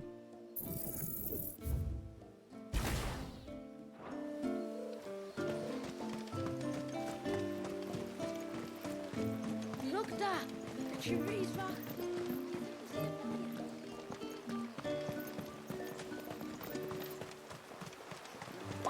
things. I gotta stock up on potion. Live, why don't you run in town? Come on, man. When you've decided what you want, just let me know. Here you are. I used quite a bit on that fight just because I was not used to using Leviathan. Wait, do you have something new? Reckon my steel's just as good as any. Oh, these are new. No, this one's not new. This one's new. But it's not as strong as my current one.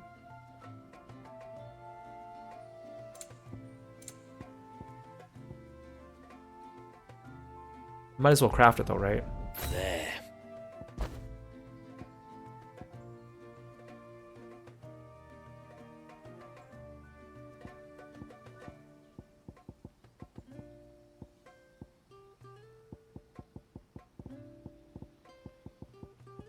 There's no Tide Strike Plus?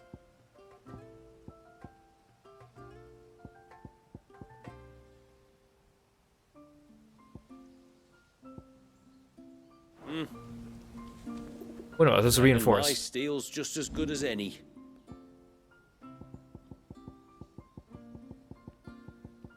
Well, I just can't upgrade that one.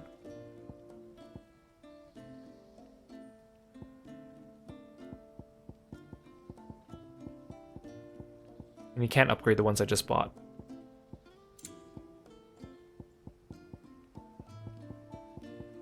Okay, well, that means I'm decked out, so that's good. Because I can't remember, like some of these I used to craft other swords, so even though I don't own it, I don't remember if I have it on Glamour.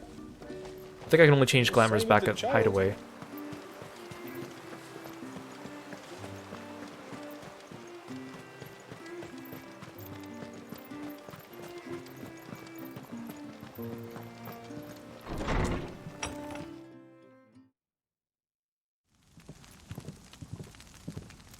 To understand the spell which binds Walyas, you must first know who we are, and what drove my forebears to commit such an atrocity.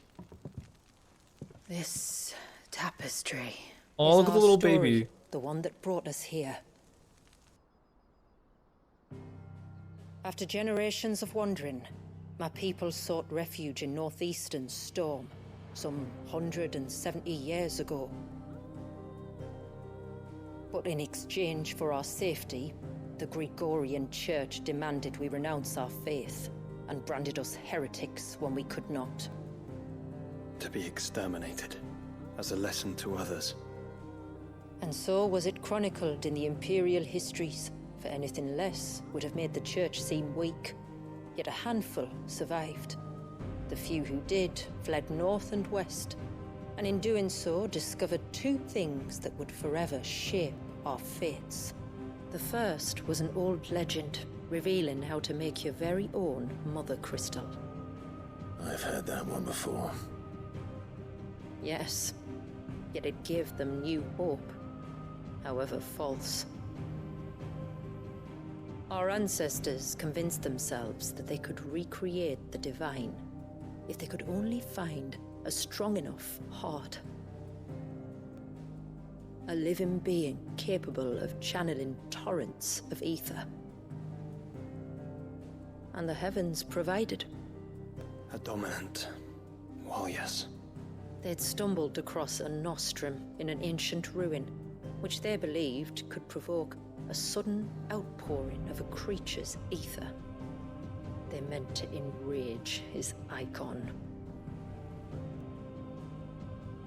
Leviathan would have destroyed everything, had our people not made their second important discovery.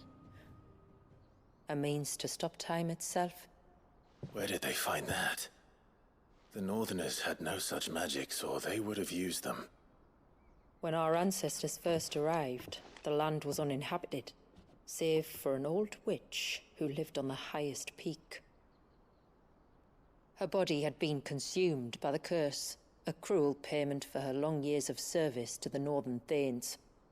So desperate were they to prevent the fall of Drake's Eye, they'd forced her to devise a spell to stop time. But Drake's Eye did fall. It did. When she finally perfected the necessary magics, it was already too late. As punishment for her failure, the Thanes exiled her to this forsaken place to live out the few days she had left. Knowing her suffering, our ancestors cared for her as best they could, and in return, she gifted them her spell. That even though she should die, her legacy might live on.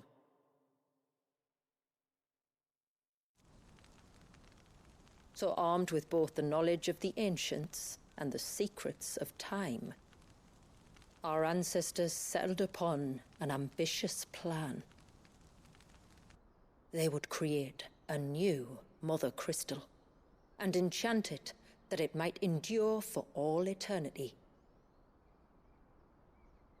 Thus would our people's wandering, our suffering, finally end, and prosperity visit us once more.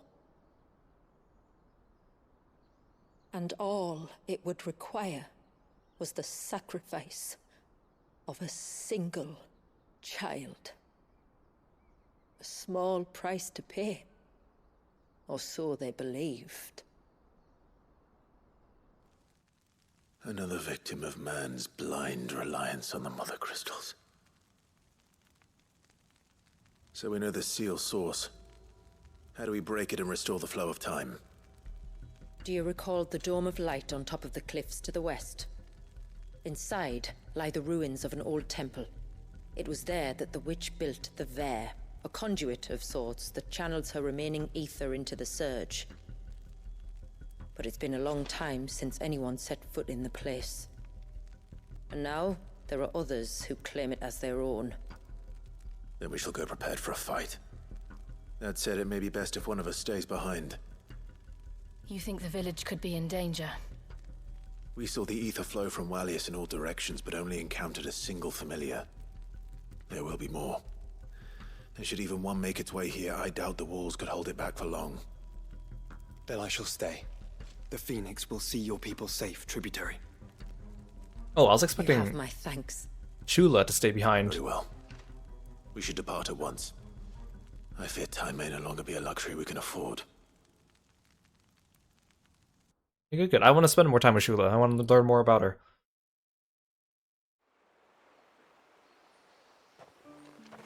Don't tell me there's more side quests. Oh, darn it. The Vare is not easy to find.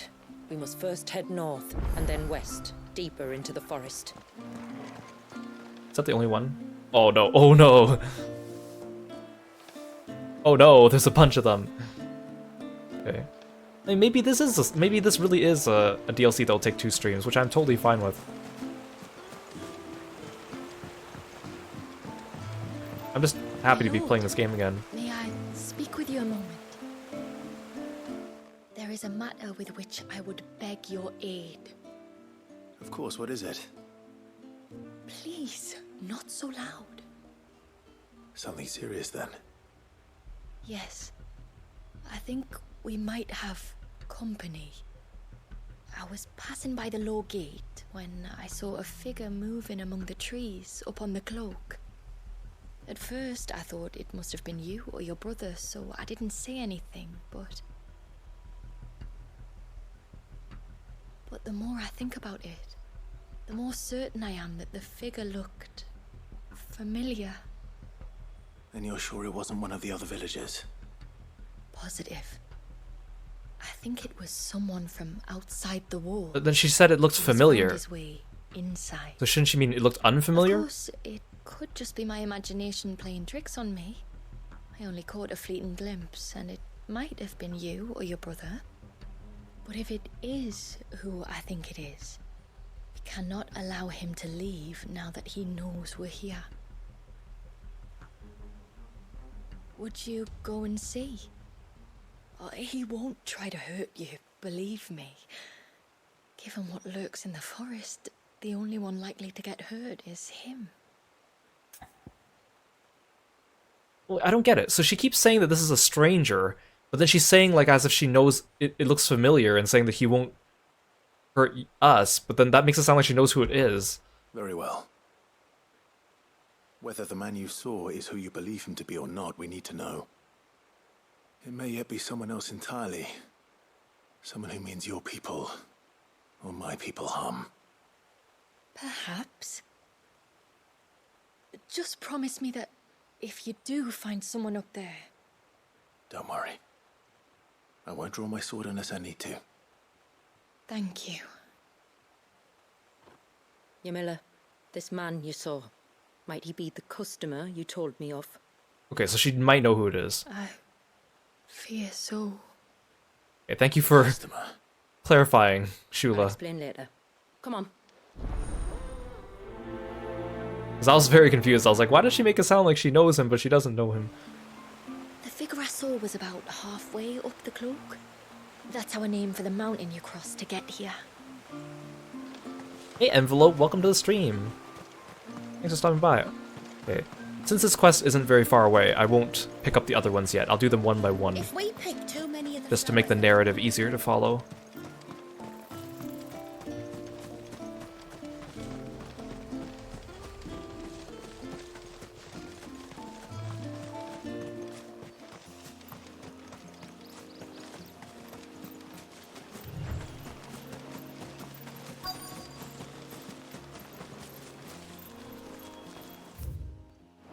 So I'm supposed to look for him.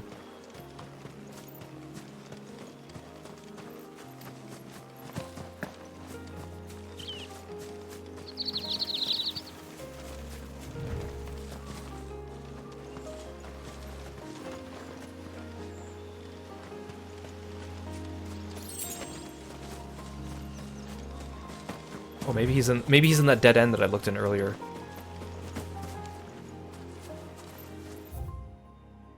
No, I've gone too far now.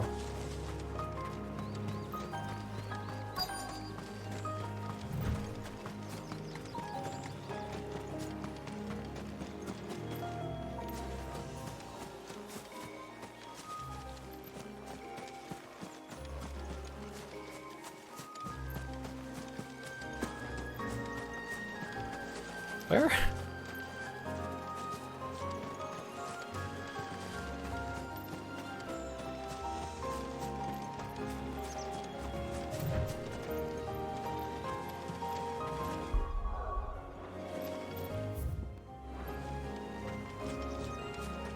Oh, I thought this green thing was the center of the circle. That's why I didn't pay it any mind when I looked at it. A bottle. Breath of the arbor. Perfume from Sambrag. Looks expensive too. Who's there? Stop! After him.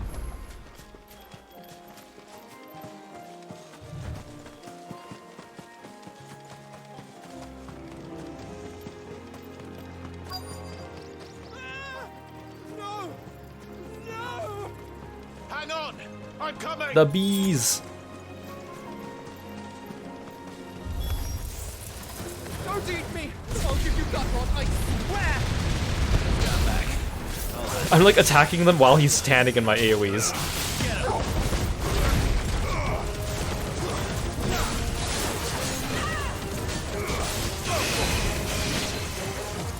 This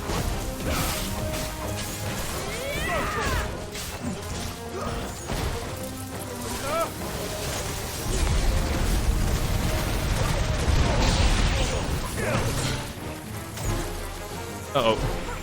Oh, the final sting missed me.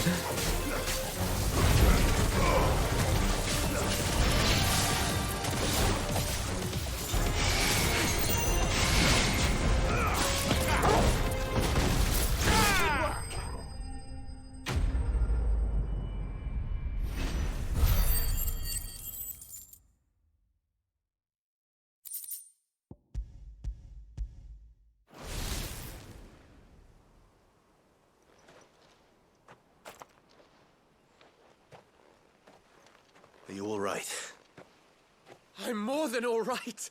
I'm saved! Oh, I could kiss you! Maybe you should introduce yourself first. Hervey! I knew it was you. What are you doing here? I came to see you. Oh, my little canary, it's been so long. Thank you for saving him and sparing him. Who is he? Hervey, one of many clients from my employment beyond the wall. One of many clients? We spoke every night of our plans together. Whispered songs of love into each other's ears. And then you upped and vanished without so much as a word. I left you a note, didn't I? I told you I was sorry, but that we could never be together. That I could never abandon my family. And I told you not to look for me. How did you even find this place, anyway?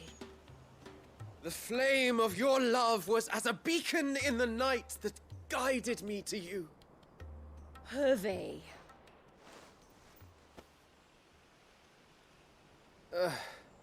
I was walking by the coast near Northreach when I saw a lady who looked like you. Eyes like the ocean.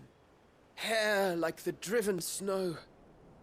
The next moment, she and her companions were jumping in a skiff and sailing out towards the wave. So I, borrowed the nearest boat and started rowing. It must have been Shula bringing us here. So what? You rowed, found a nose how many leagues across the bay, simply because you saw a woman with white hair. And as I did, the skies changed from a dull and hopeless grey to a bright and benevolent blue. That was when I knew for certain that my little canary was close. Oh, why did you come? You should have forgotten me, as I tried Now that I think about it, forget Layla you. also had white hair. Did she have blue eyes? I cannot leave my people, Hervey. And now that you know about this place, neither can you. We must return to Haven and accept my family's judgment. I'm to meet your family. This guy's... Oh, my little canary. I mean, he's optimistic, I'll give him that.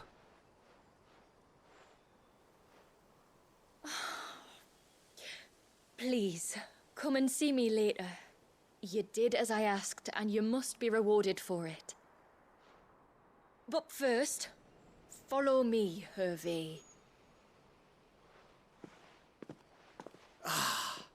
To the end of the world and beyond. I mean, he seems happy to be here. The prospect of maybe never having to leave. He should never have found this place. How could I be so careless? Don't blame yourself. I doubt anything could have kept that man away.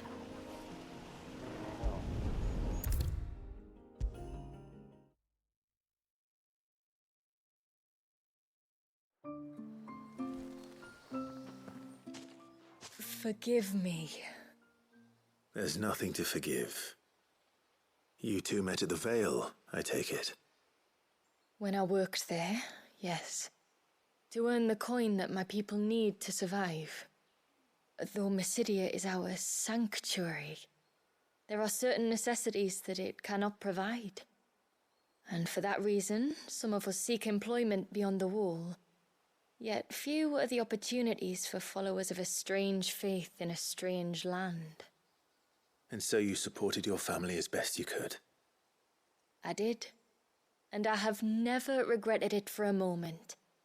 I found a second family in the Vale, and in the Dame, a second mother. I also found Hervey. But our love could never be. I knew that if I revealed my secret to him, I would be putting my people in danger. But that if I did not, I would be living a lie, unable to return home. What will happen to him now? Since our people settled in Mysidia, uninvited visitors have been few and far between, but not unknown. Explorers, Survivors of shipwrecks. None lasted long. I see. That was before my time, you understand? I've never had to make a decision like this before. Yamila, know that I do not blame you for any of this. It was me who decided to make the trip to shore. Me who exposed our secret. This was my mistake, and I shall bear the responsibility. Thank you, tributary. I only beg you to remember that Hervé means us no ill will. He's just a fool. A fool who loves me. I will take that into consideration. But yours is not the only voice I must listen to. The whole family must be consulted, and it may take time for me to arrive at my decision. I hope you understand. Of course, tributary. However long it takes. Come what may, I thank you, my lord, for bringing us back together.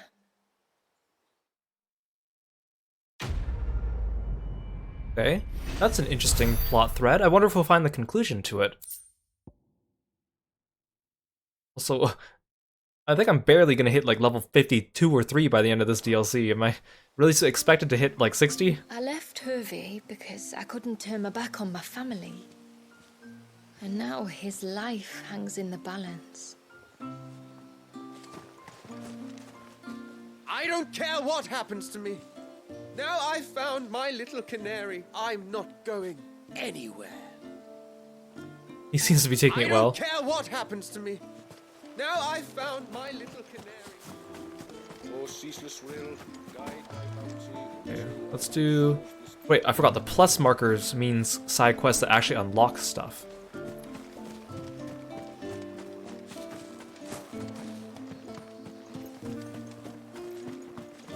I wonder what this one will unlock.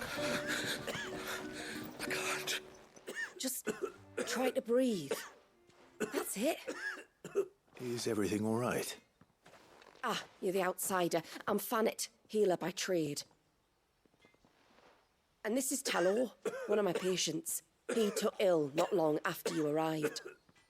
Nothing too serious, I hope. I hope so too, but... Did we carry a foreign disease into the village? This affliction, it's like nothing I've ever seen before. He complains of feeling chilled to the bone, but there's no fever to go with it. And my most powerful antalgic hasn't done a thing to ease the pain in his chest.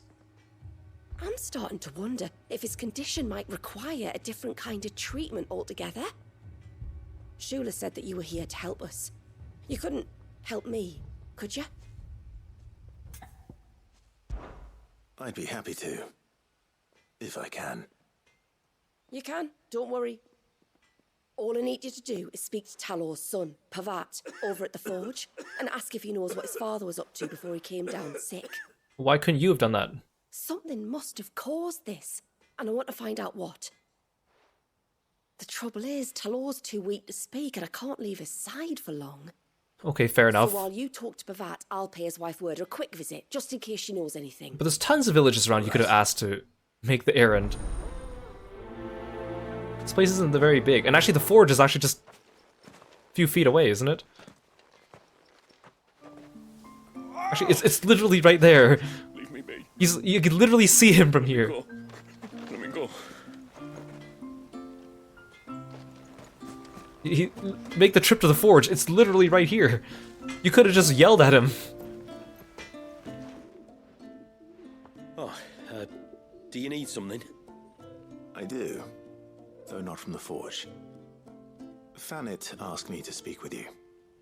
She's looking into the cause of your father's illness and wondered if you could shed any light on the matter. I see. Sorry. She shouldn't have dragged you into this. It's no trouble, really. Tell me, did your father do anything out of the ordinary before he fell ill? Not that I know of. But then I hardly see him. He's always out and about, like. Well, at least he was. Suppose he might have been a bit more fidgety than usual, but apart from that... When you say out and about, where does he usually go? Just round the village.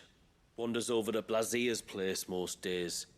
He's a fisher who lives on the other side of the fount. They're old friends. Maybe he knows something I don't. Maybe. I'll go and speak with him. Reckon my steel's just as good as any. Okay, let's go over there.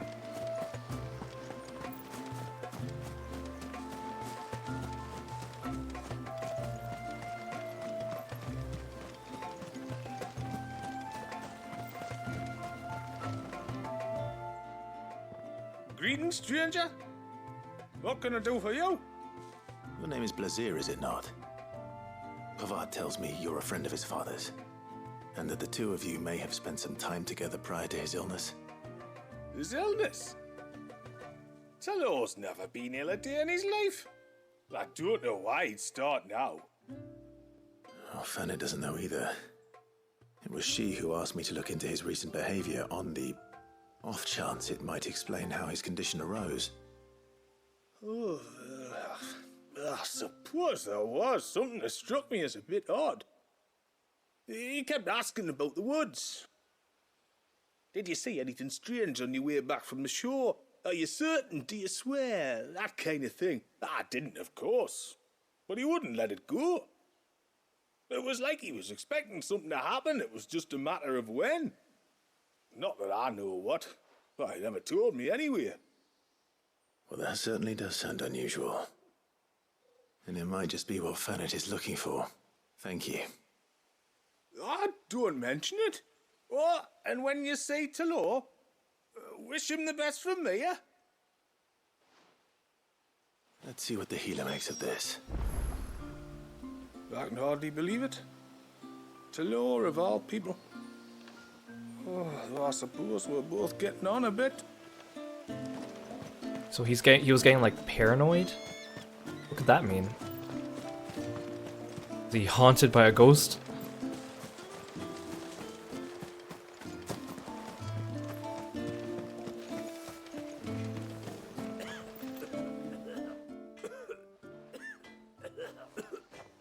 Are they not worried about catching something from his coughing? Worded, but she couldn't tell me anything. Did you I guess they don't look? understand modern medicine. Conclusive. But there was one thing. Blazier, the fisherman, told me that Talor had taken a sudden interest in the forest of late. He kept asking him if he'd seen anything unusual there on his way back from the coast, but never let on what exactly he was expecting him to have seen. The forest between here and the coast. Surely not. But then... I can't say for sure. Oh! I think Talor's illness might have some connection to the Tomberries. Is he turning into a Tonberry? During your time here, the small, scaly beastmen. Well, they're beastmen. I think they may have caused Talor's illness. I thought they were like humans transmogrified. At least in a way, and if I'm right, it's no wonder the treatments I've been trying didn't work. Oh, I know it's a lot to ask, but would you go down into Father's Fell for me? There's an altar there, and if my fears are true, an offering upon it. What is going on here? Please. I'll explain everything when you return, but time flows fast. I beg you, make haste for Father's Fell and take the offering from the altar. Talor's life may depend on it. Very well. Hey, interesting. I'm into it. I want to find out about the Tonberries. There's an old altar in the forests of Father's Fell where the Tomberries sometimes congregate. If you leave now, it might not be too late. I think I already found the altar before. Is he turning into a Tonberry? Like, what's going on here? Bastard things.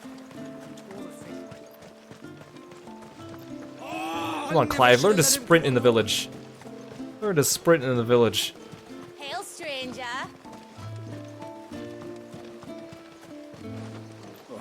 After the fall of our ancestor's mother, Crystal, the moats of water wandered the twins for centuries.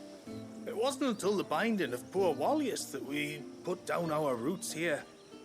Since that day, we've lived in hope that he might one day be set free, and our great-grandfather's wrongs made right.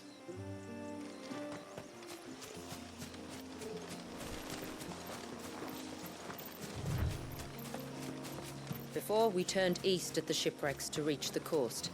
Now we must head in the opposite direction. Left it is, then. No, but I'm not continuing the main story. Not yet.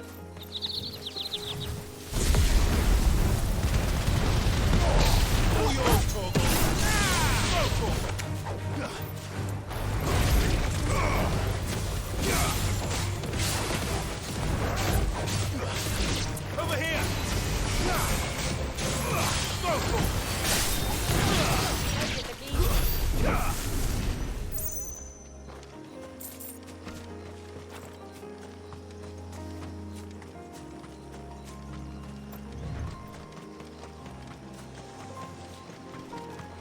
If there's one thing I know about beastmen, is that they love to hide in the dark. Is this like an entire... Okay, I was gonna say, is this like an entire extra little, like, mini dungeon, but it's not. I thought it was this. But it was just this.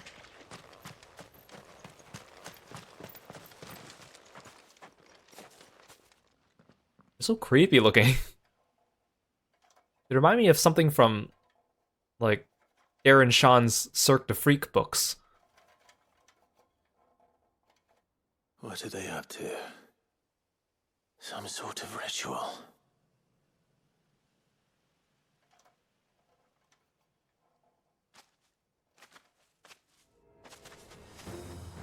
I like how they're kind of dinosaur-like. I mean, Tonberries have always been kind of Sorry to disturb you. cute dinosaur-like, but these are different.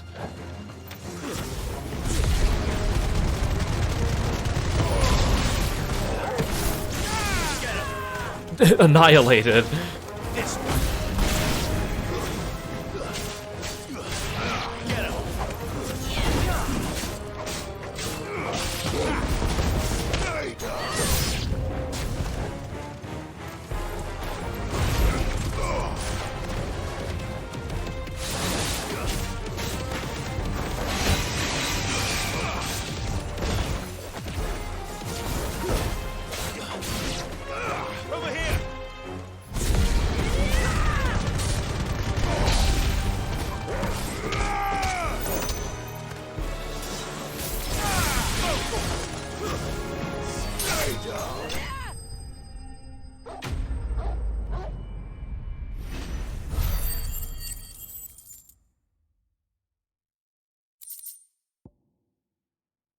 See, that's the thing, is they're cute when they're small, but these are like human-sized ones, so they're creepy. I like it. It's a different take on it. I like it.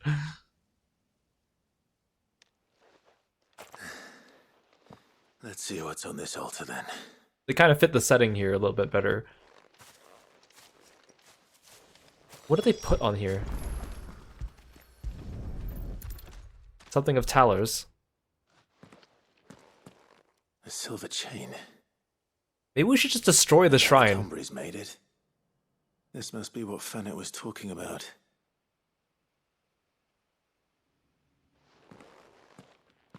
Maybe we should destroy the shrine.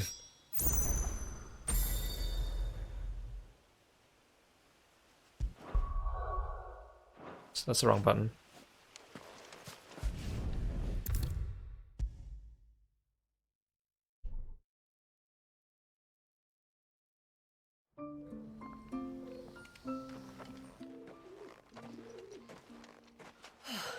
You're back. Well, did you find anything? What's the description? A string of finely wrought links found offered upon an altar in Tonberry territory, exactly as Mysidia's healer suspected. The delicacy of the metalwork, combined with the fact the attached pendant depicts the head of a dragon, suggests it is not the work of the beastmen. I did. This silver chain. I knew it. Well, I'm still none the wiser. Forgive me. This chain. It's a Gregorian Maternoster. Worn by men of the faith. What's it doing here? And why would the Tomberries be praying to it? To understand that, you need to understand what the Tomberries are. They feed on hatred and suffering. And some say that if you render them an offering, some token of grievance against your fellow man, they will put a curse upon him. So you think someone's put a Tomberry curse on Talor? I can't say for sure. Truth be told, I always assumed it was an old wives' tale. But given his fear of the forest and the presence of the chain on the altar, I don't know what else to think. Does Talor have any enemies in the village? Anyone who would nurse such What a if it was his friend? No, I believe the one who left the chain at the altar was Talor himself. Oh. I beg your pardon. But there's more to the tale, you see. It's said that if you attempt to curse a soul that has returned to the sea already, your ire has nowhere to go but back to its source. You're saying he cursed himself? In trying to curse another, aye. When my father was younger, he was one of the few permitted to venture beyond the wall on trading expeditions. He told us that when he journeyed to Sanbreque, he'd wear that chain to disguise his true beliefs, lest Grieger's faithful turn their cudgels on him. Did they ever catch him in his deception? Might that explain the ill will he bears someone? Not that he ever told me. Come now, let's not waste time speculating about Talor's past. We need to focus on the present, and that means finding a way to break the curse. All right. If there's anything I can do to help, let me know. Thank you. I shall. Aye, and thanks for going to all this trouble. Here, it's not much, but I want you to have this. We call it an adder stone. It's a gatherer's charm. Reacts to certain rare minerals we use in crafting. Makes them ring out like a bell. Stuff you'd have no chance of spotting otherwise. If you find anything, see that you bring it back to me. I can make you some decent gear with it. Craftables. If you're interested, like. I am, thank you. And I'll be sure to pay you a visit. Until then, I wish your father a swift recovery. So it sounds like this quest and the one with Hervey must have continuations later. So there must be a couple rounds of side quests, but they're like ongoing stories, I'm assuming. Serpent Ring. Serpent Rings. You have obtained the design draft for Serpent Rings. Accessories that when equipped enhance Leviathan's iconic abilities. So in other words, if I don't use Leviathan, I don't need to worry about these. To create these items, speak with Blackthorn in the Hideaway or Pavat in Haven's Foundry, and select the craft option. Please note that crafting them will require several materials found only in Mysidia, such as aquamarine. You have obtained an Adderstone. Carved from aquamarine, Adderstones will resonate both audibly and visibly with other nearby sources of the precious gemstone, making them invaluable in gathering the rare crafting material. Your controller will also vibrate when in proximity. Aquamarine is hidden throughout Mysidia, so be sure to check every corner of the region, but please note that some aquamarine locations will differ between action and story-focused modes and Final Fantasy mode. Reckon my steel's just as good as any. Wait, Tonberry Knife? Oh, this thing is like lower in attack but higher in stun power. Here, I'll hide myself so we can pause the video and watch and read the description later if you care about that lore. I don't have any of these materials.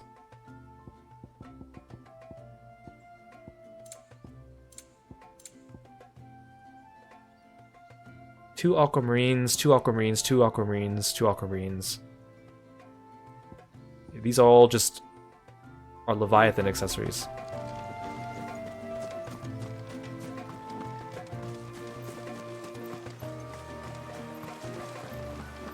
Maybe I should have done that quest before I did the one with Hervey, so that when I go out into the woods, I would have been able to spot these things. I never should have let him go alone.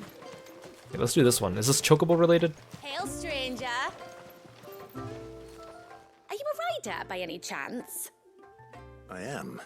What gave me away? Oh, I can smell it on you. The scent of the stables. And not just any stables. Something tells me you've never been one to ride half-starved birds with chine-gall and wet beak. If I had to guess, I'd say your bird eats only the finest greens and has her feathers groomed twice a day with a curl hairbrush. Nothing but the best for my Ambrosia. Yeah, Ambrosia. Ambrosia, eh? Pretty name. What's she like? We didn't bring her with us on the skiff. Tall and strong. And her feathers are as white as snow. You're joking. You've got a white chocobo. She's also missing an eyeball. I have, yes. I suppose they are rather rare. This I've got to see. Can you bring her here? I would if I could, but I doubt Shula's skiff could hold her. Oh, maybe this quest unlocks the ability to Dad's use got a boat. And Chocobo here. he's ferried chocobos before. You could get him to bring her. It'd be perfect timing and all. He's preparing for a trip beyond the wall as we speak. I'm sure he'd help you if you asked. He would. Well, I don't suppose it would hurt to have Ambrosia around. All right then. Where could I find your father? He'll be in the storehouse on the other side of the brook. Tell him Manda sent you. Don't you think this could be kind of risky, though? Someone could very easily spot us heading back here if we have a chocobo in tow. Me dad'll be in the storehouse across the brook checking our stocks. He'll help you ferry your bird across the bay. So, yeah, I'm guessing I can't actually use Ambrosia here then. That makes sense. Yeah. No chocobo allowed. And once everyone left me in peace. Oh, I never should have let him go alone. Okay, bye, Katav. I'll help you later in your side quest. Don't worry.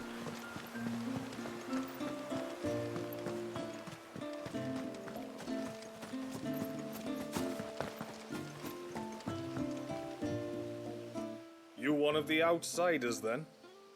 I am. Shula invited me. Are you Manda's father?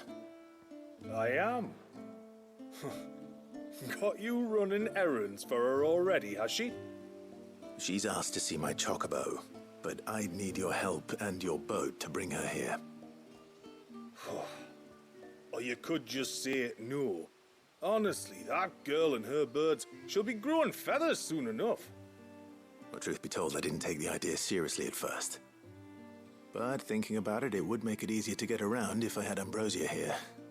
Can you help? Well, if you're sure that's what you want. The tributary says we're to treat you lot as we would each other. So, if you need me to ferry your bird over, then that's what I'll do. Still, they don't take the water easily. I'll need you to bring us a mimic goat or two to keep her calm on the journey over. And where would I find one of those? Oh, don't ask me. It's been years since I last brought a chocobo across the bay, and I'm told the world's changed a fair bit since then. Where do you usually get your stable supplies from? Well, the man who made Ambrosia's tack lived in Martha's Rest, and if I remember correctly, he traded in chocobo feed too. So I suppose I'll go and ask him. I'll be sailing over to Northreach soon to pick up some supplies. While I do that, you collect your bird and your gourd, and then meet me by the shore. Just don't take too long, all right? Also, I wonder if Joshua's just standing around town somewhere. He must be, right? It's a mimic gourd you need, or your bird will panic as soon as the first wave hits. Bring both to the shore near Northreach, and leave the rest to me. Like, he must be standing out here somewhere. Oh, there he is. Jill's not following behind me either. Oh, no, she is. Okay.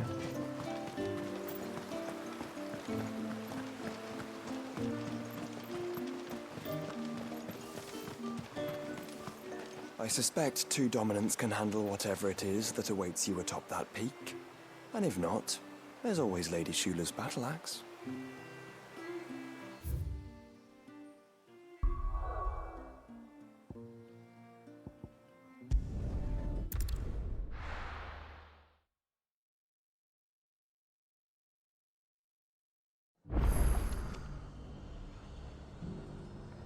Back to the purple land. We've got a few rooms going spare now. You want a bed for the night? You speak to Martha. I remember you. You're the one who saved Whiteheart. How's the old girl doing? She's very well. Thank you. Oh, don't thank me. You're the one who saved her. Anyway, what brings you to the rest today? I was hoping to purchase a mimit gourd. And I thought you might be able to tell me where I could find one. Oh, reckon I could do better than that. Just so happens, I've got a whole carload of the blasted things. Not a buyer in sight. Really? Aye, you'd be doing me a favor taking a few off my hands before they turn to mush. But just be on the lookout for wild birds, eh? Don't want them chasing after you like they did me. I will. And thank you. Oh, you're very welcome. Any friend of Whiteheart is a friend of mine. And in times like these, friends have got to stick together. Yay! Do. Wasn't this the guy that like then wouldn't want to keep Anders' father waiting? Treated me really poorly before I got rid of my bearer tattoo? Founder only knows what I'm going to do with all these gourds. Hollow them out and make lanterns, maybe. Oh man, this guy's gonna invent Halloween.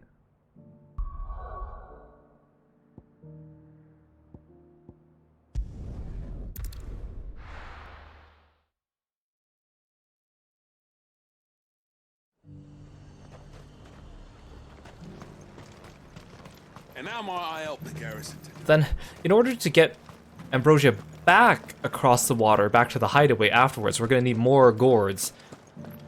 But assuming we use them all up or they rot before we're able to make use of them on a return trip, that means we're gonna have to leave Ambrosia behind in Mysidia and then come back and then get more gourds and then go back to Mysidia and then bring Ambrosia back.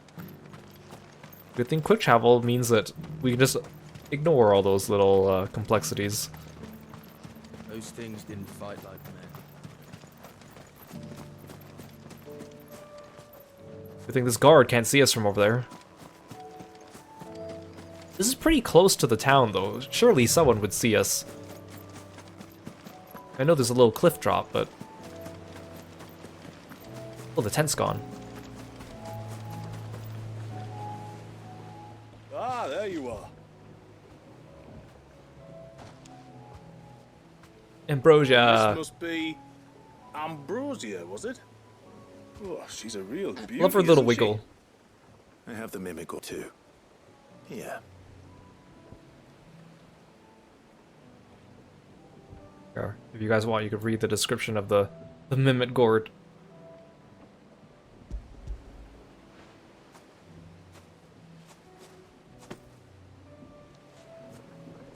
Thank you kindly. Soon as she's gobbled this up, we'll set sail. We're going to take a little trip across the bay now, Ambrosia. Don't worry. Oh, so she has to eat it before. I thought that she was going to eat it during the ride to keep her mind off the ride, but it's probably some kind of like sleeping agent or something.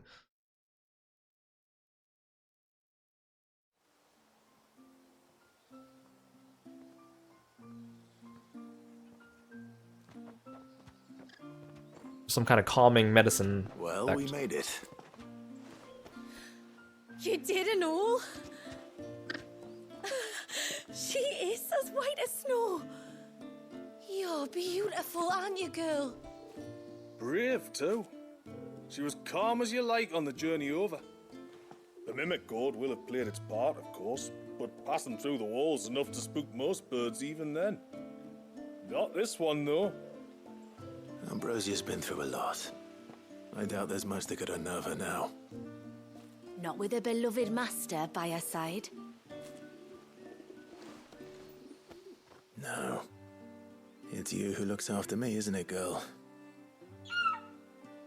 Aw. Anyway, thanks for bringing her here. I hope I can breed a bird like her someday. And if you and Ambrosia need ferrying back to Northreach, you only need say the word. Thank you. But I think we might explore Mysidia together. What do you say, Ambrosia? What a good burb.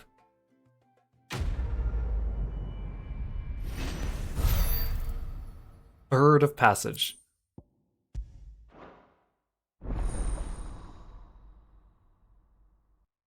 Yay, you can now summon Ambrosia and Mysidia.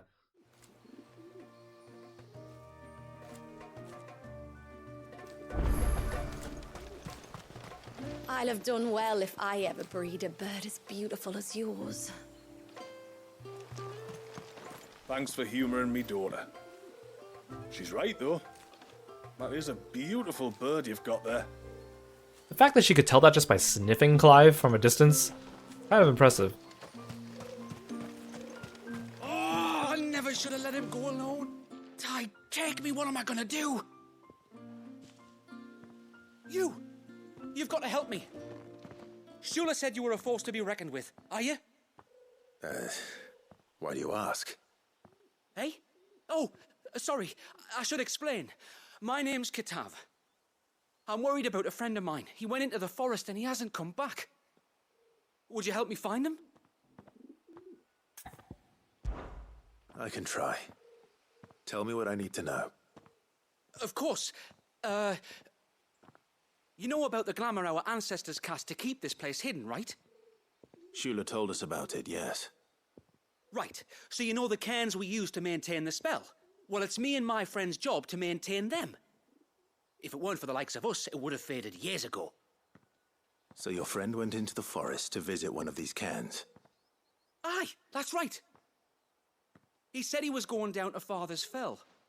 There are 2 cairns out that way, one by the banks of the Swift Run, and another near the Winged Wains, the, ships in the forest. All right. How will I know this friend of yours? His name's Nassef. He's about my height, but clean-shaven. If you could track him down and see that he's come to no harm, I'd be much obliged. I'll search the village, just in case anyone's seen him. He has the same NPC model as me, but without facial hair.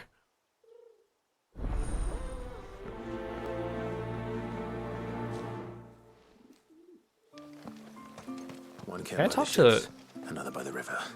Better get moving. Talor and them too? Bastard things.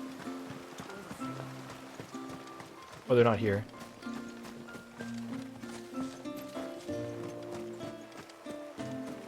I won't ride Ambrosia just yet, because I want to fight all the things along the way. Okay, they're not far. Oh, the main story quest is actually going to bring me really close to there.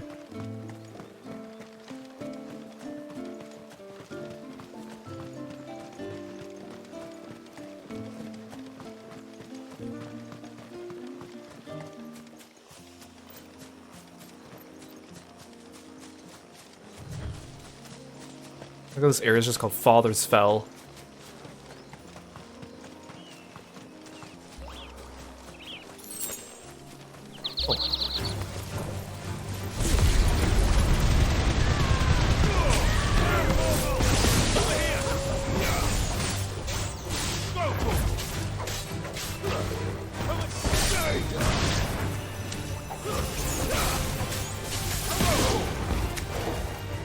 This one. Go for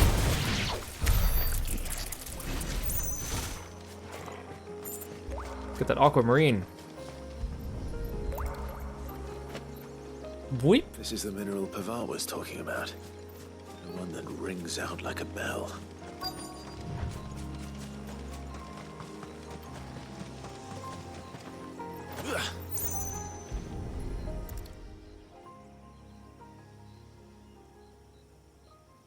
Well, here's the cairn.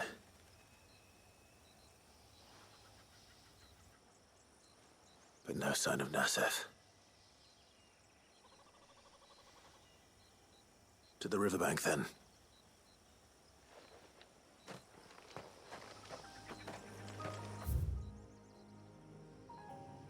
I have to pass through the main story quest to get there.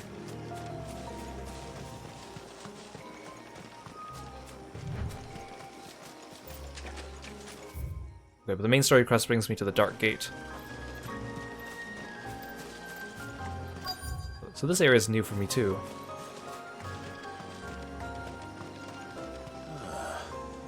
Who have we here? I'm looking for a man named Nassef. Aye, I know him.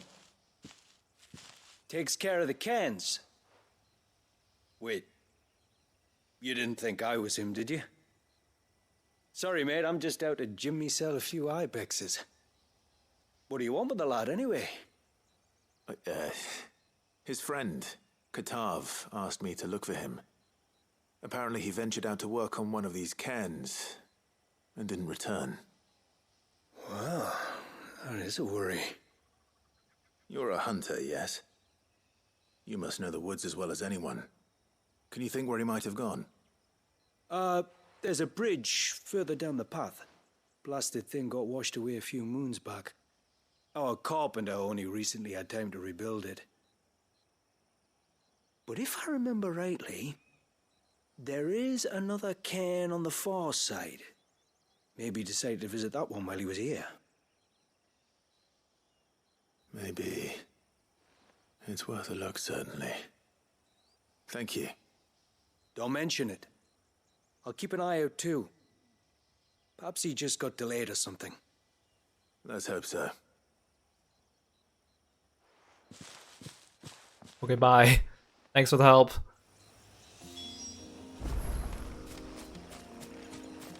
It's a crab.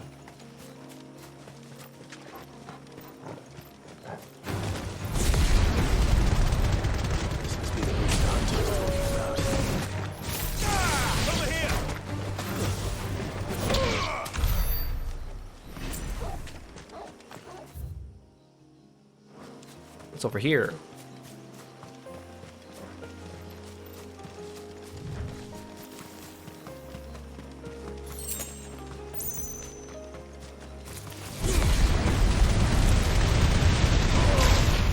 What's a slime?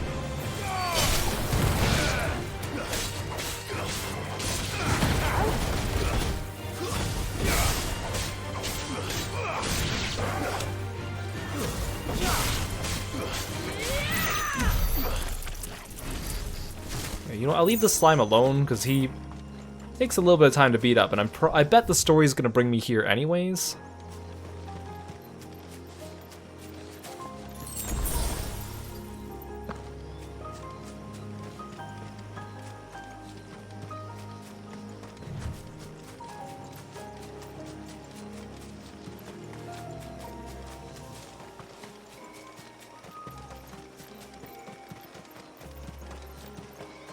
Oh good, there's a quick travel point here. That's grand.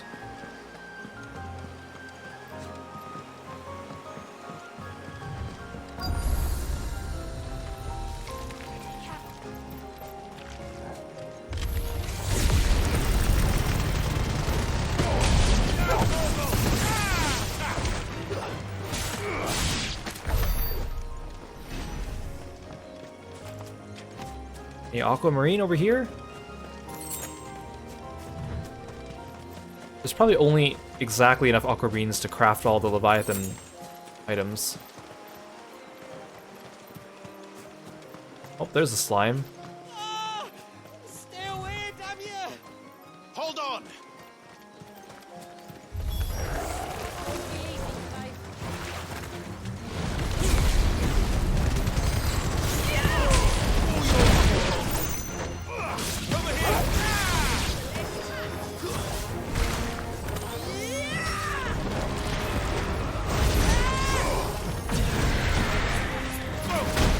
Ow.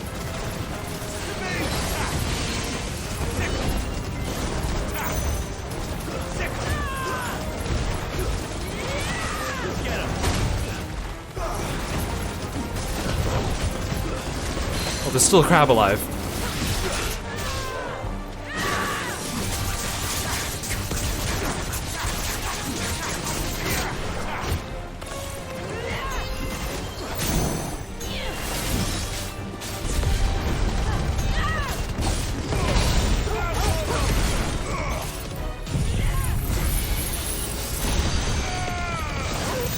Beam! I like the Giga Flare because it's so powerful, and also I don't have to do anything during it, I just sit back and relax for a little bit.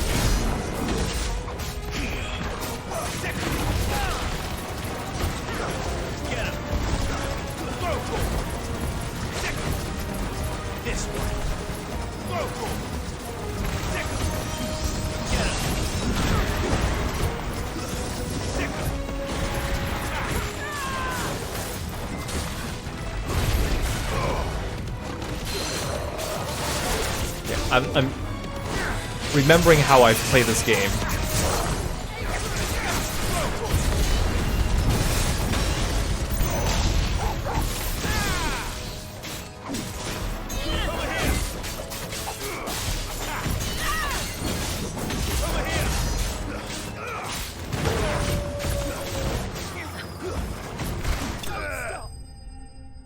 Look at the way the slime dies in slow motion. It's so funny looking.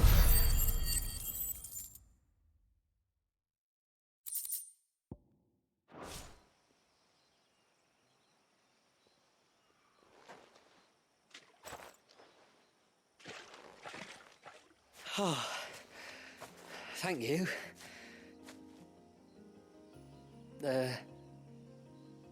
I'm the tributary's guest.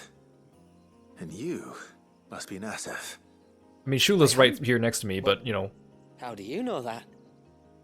Your friend Katav asked me to look for you when you didn't return. Ah, I'm sorry.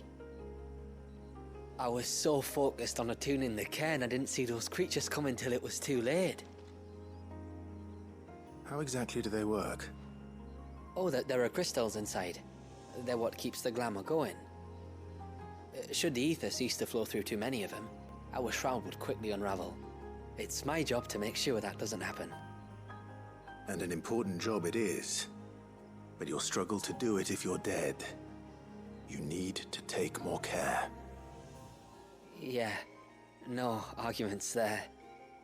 The truth is, me and Katav usually work together, watching each other's backs like. But when we heard outsiders were coming, we split up to get the job done faster, so things would be perfect for your arrival. Stupid, I know.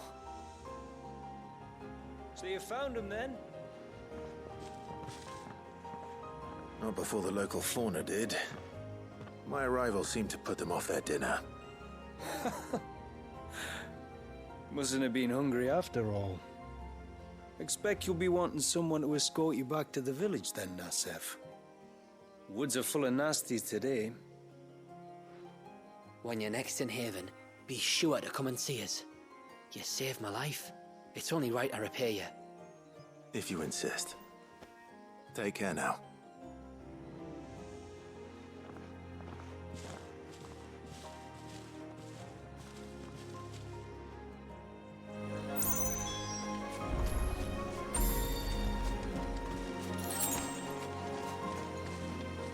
I could quick travel back, but oh, this is a loop. This is a loop. I kind of want to take the loop just to see what's here. So that means I could have taken this the first time around too, I think.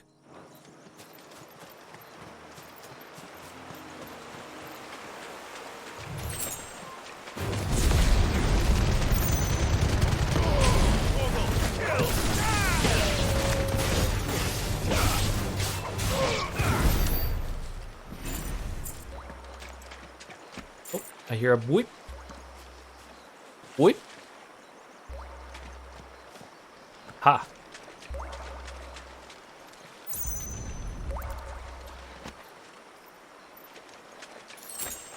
Okay, I can craft one Leviathan thing if I want.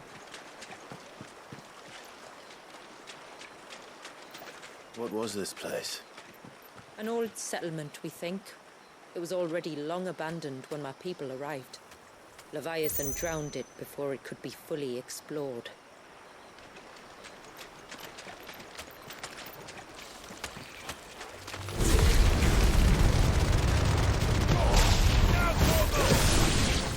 Ooh, a chest.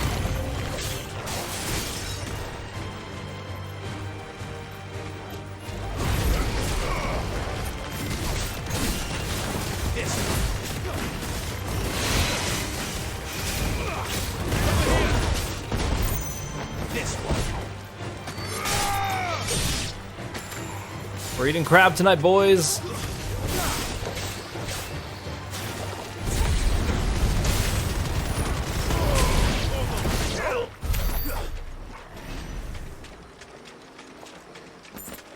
This guy landed on top of the chest. So, don't mind me. New accessory?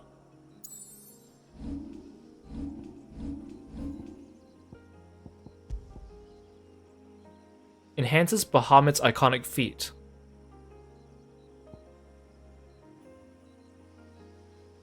Oh, this one enhances Titan's iconic feat, making it possible to block attacks from behind, while restoring a small amount of the HP regain gauge.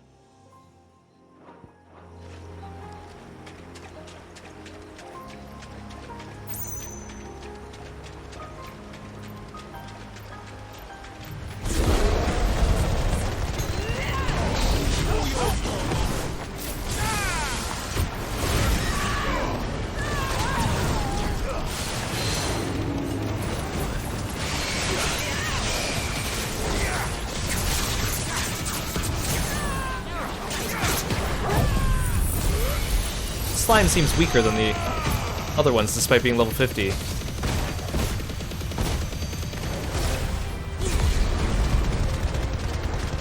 maybe I'm just getting better. Impulse has such a short cooldown. I'm so glad I discovered that it's actually good. I kind of wish I did it during my actual playthrough.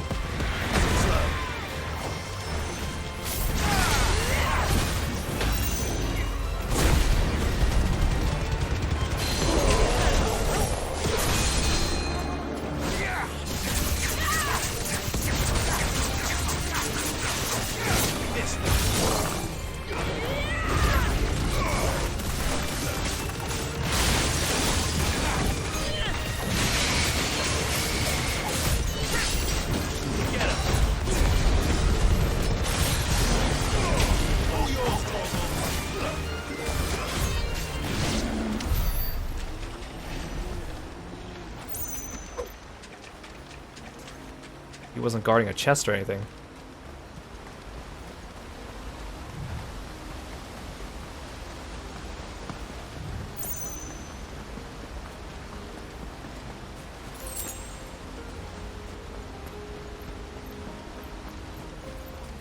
More crabs.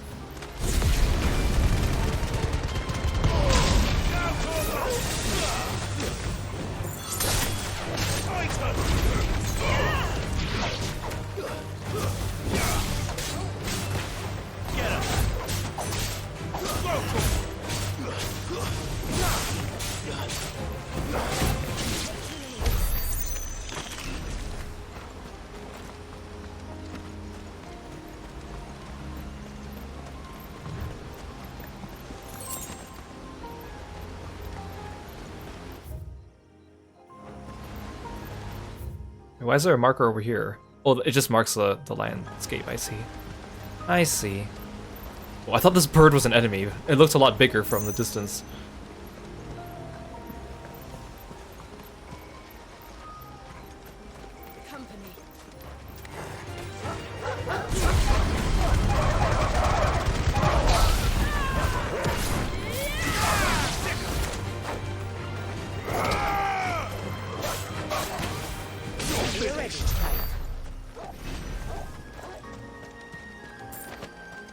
There's another cairn up here.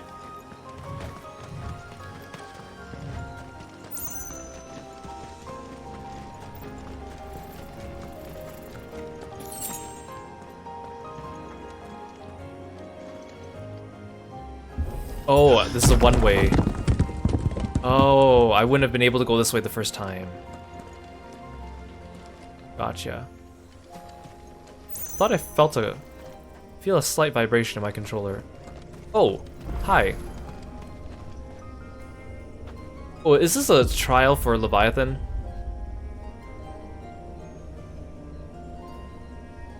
I feel like this one's actually going to be hard.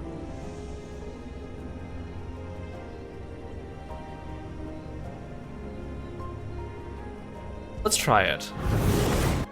We did all these before, and it opened up my eyes to new uses to use the icons. Are these? I can't remember. Are these timed? Oh yeah, they are timed. Hit an enemy 40 times with Tidal Torrent. Hit enemies 20 times. Hit an enemy with a single cross swell. Deluge. Oh right, these ones I don't get to set my moves.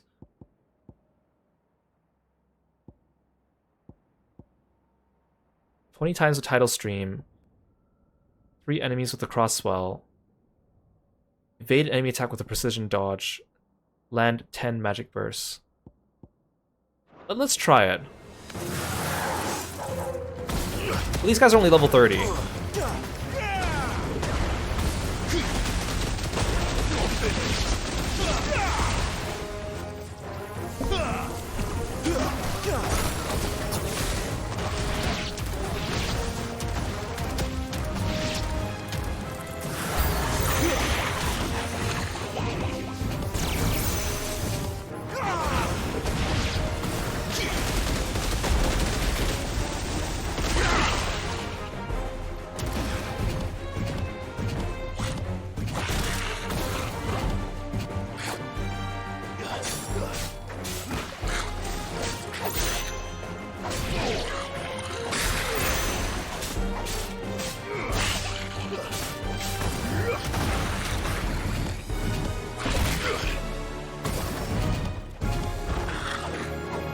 Okay, it takes time to kind of reset them.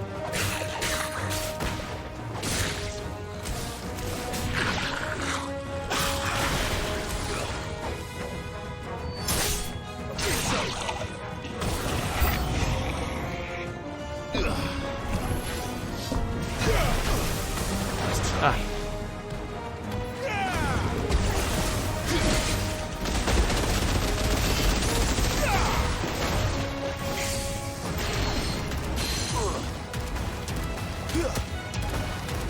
Is this the last enemy?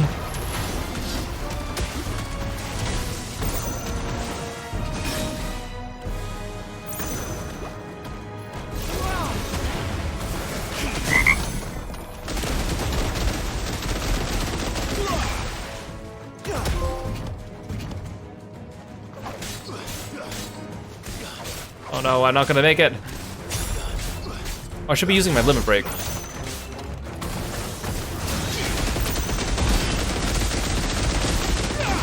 Shouldn't be staying so close to him. Remember, the hard part about these is that the time carries over, right? Between each stage. Hey, Aaron Jane, welcome to the stream. Thank you so much for following me, being a froggy friend. Oh, at least this means I'll get to try Tsunami later, right? Is this Deluge and Crosswell? Wait, this is the same. No, Deluge is different. Wait, no, it's not. These are the same skills.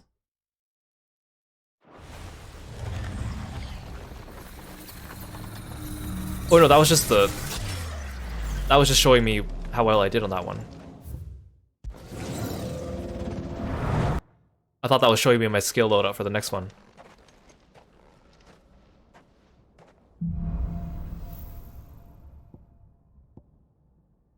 Abyssal Tier. Rip open a slowly expanding gateway to the murky depths. When the timing's right, summon forth an abyssal storm that hones in on nearby enemies.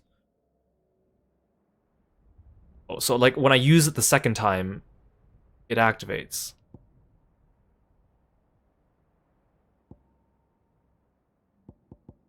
And then this one is just Crosswell. Okay.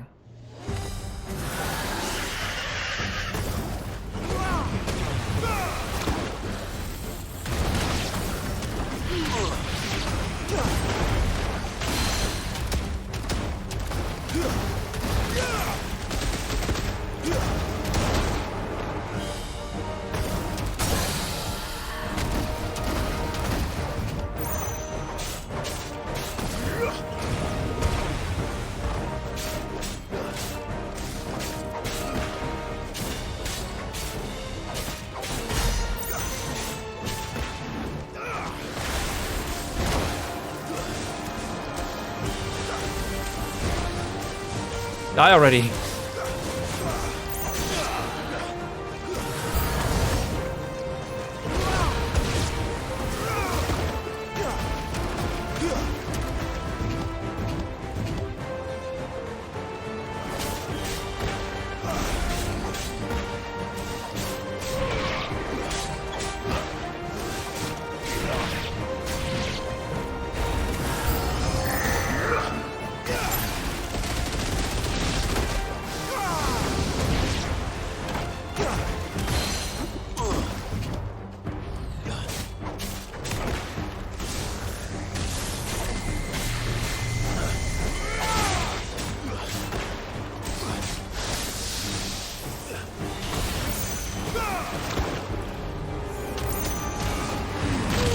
Tidal gauge takes a little while to refill.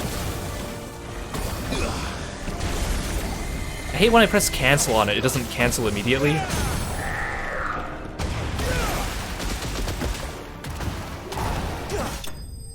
Okay, but that wasn't too bad actually. I think these are easy on purpose because they're supposed to teach you how to use Leviathan. Plus the enemies are like level 30s.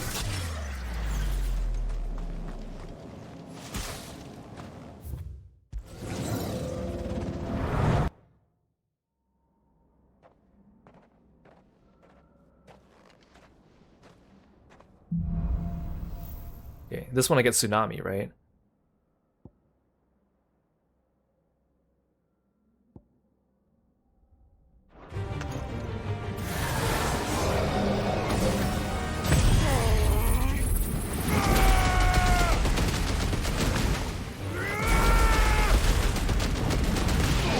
That was cool.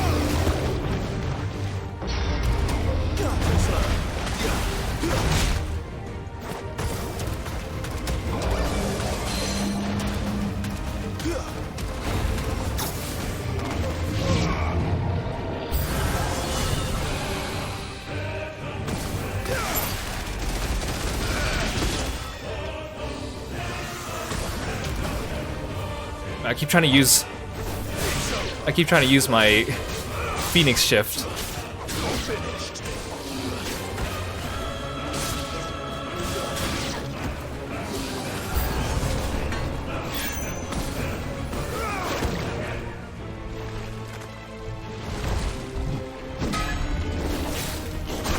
No, not the slime ball.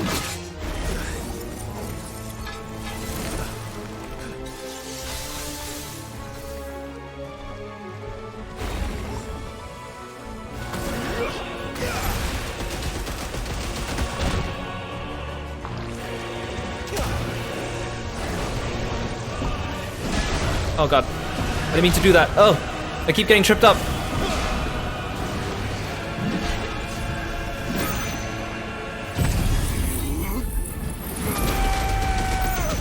There we go, there we go.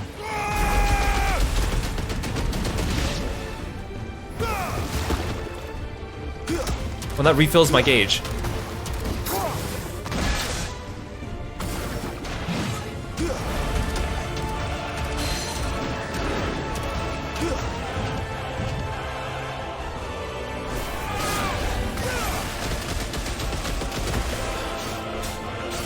This is like a Tonberry Lord.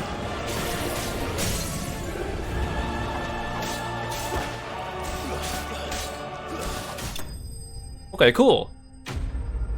Okay, I'm glad I got to try out Tsunami without actually having to, like, equip it and attempt it on a regular fight. That's the good thing about these iconic trials.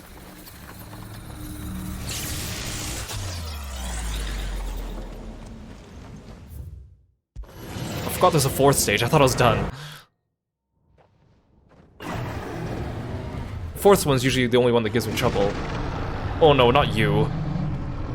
I don't remember how to fight you.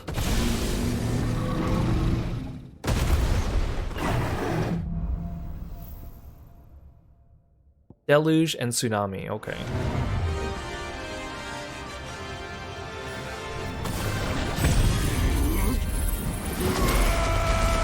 I should probably use my limit break there.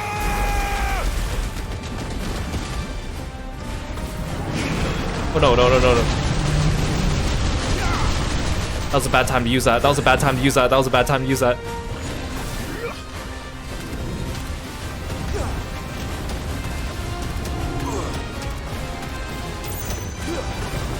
Oh no, bad. I keep forgetting this is the attack that I have equipped.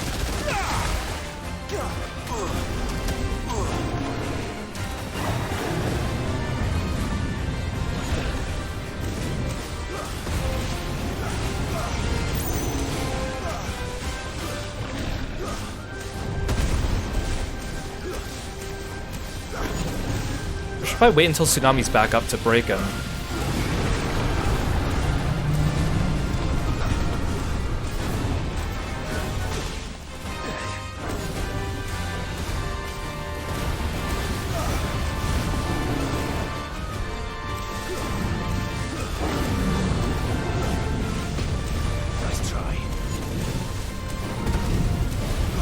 I might run out of time, actually. That might be the deciding factor here.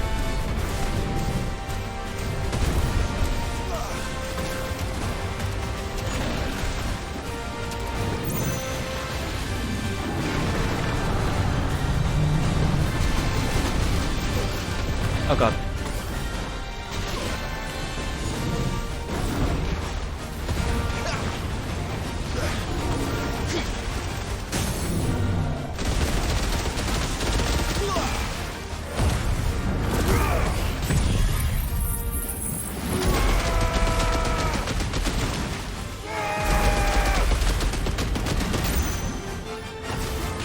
Ooh, this comes off cooldown quickly. Get him, get him, get him, get him!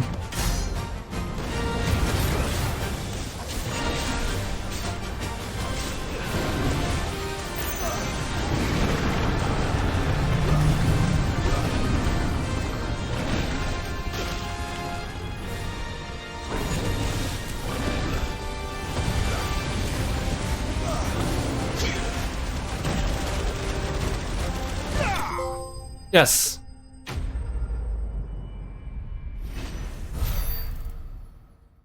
Okay, I did it! Still wouldn't equip Leviathan, but it is fun to use. Might be nice to like equip Leviathan and then switch to a different primal or an icon while you refill.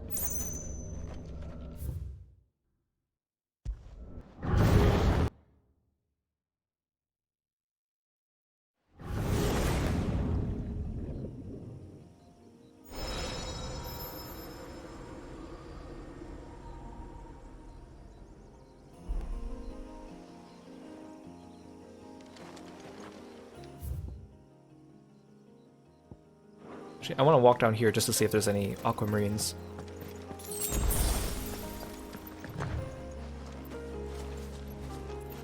This is where the turtle was that we didn't fight.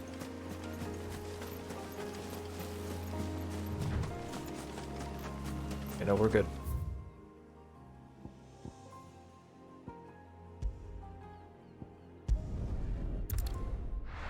Oh, that I just noticed. This one's called Minu's Cup. That's a character from FF2. I think there was a Mysidia in FF2 as well, right? If we pick too many of the flowers, there won't be enough left. I don't remember because I know FF4 really well because I played it multiple times, but I only played 1 and 2 once.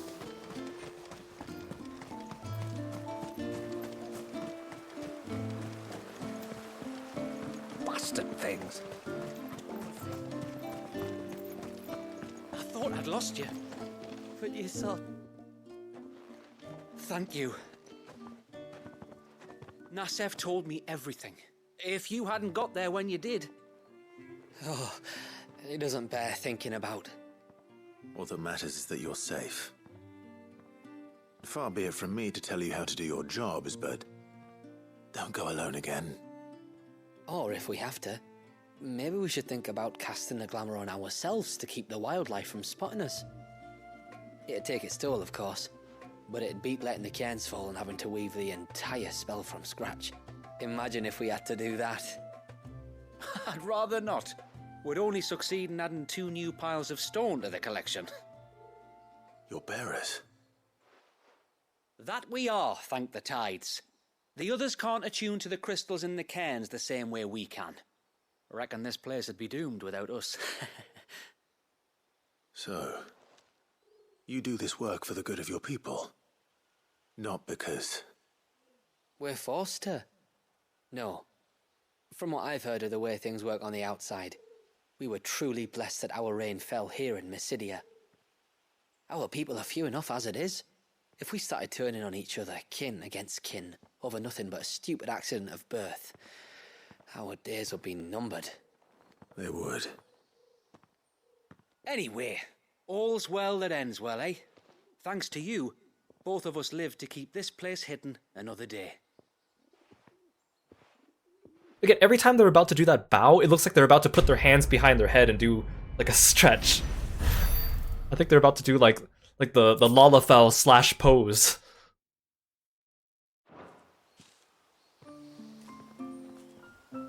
Night, Ash. Thanks for stopping by. Rest well. Lovely weather, isn't it?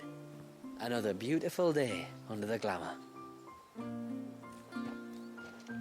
The few crystals we can get hold of, we add to the cairns to keep the glamour from fading. And any left over we give to Pavart for his forge. Not that it stops him mourning. Again, like, what is the status of crystals left in the world? They're gonna run out. Especially out here in the middle of nowhere. I can't imagine those cairns Like this are man. come cheap in terms of crystals. That's right. Just see those nuts.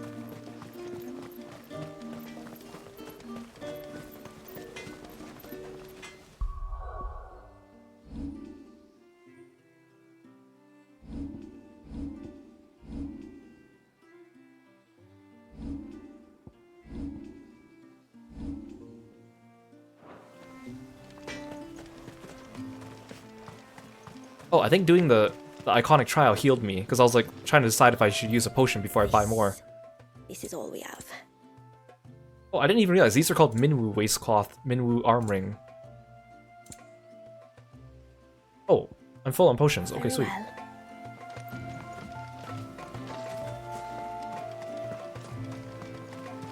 Okay, now we can go on with the main story, although we'll see how much further we'll do today. I have a feeling I will have to split this DLC into 2 streams, which I'm totally fine with. I'd rather do that than rush it or stay up late. I kind of like that there's like side quests and like an actual world instead of just the Echoes of the Fallen, which was just one long dungeon.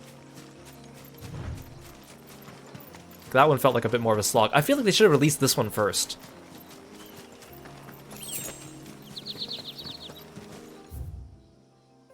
Before, and then Echoes of the Fallen last. It is kind of weird that they made Leviathan the one you fight after Omega, but... Then again, this is more involved. This DLC is more involved. But it feels like the idea of having a big dungeon slog for Omega as a challenge would feel more... make more sense to be the last one you do. There's a large gate up ahead, and beyond it, crystal ancient ruins. The temple, or the Air of Hours as my people call it, can only be reached by passing through them. I saw that bird and my instinct was like, oh, it's leading me to one of those life springs from FF7. Time to fight.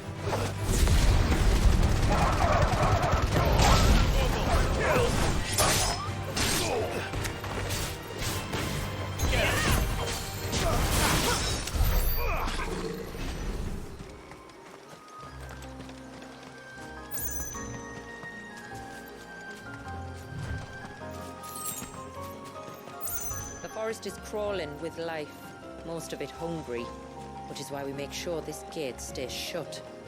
And why you carry that impressive-looking axe, I presume. Noticed her, have you? I mean, obviously. I do like me cool women with giant axes.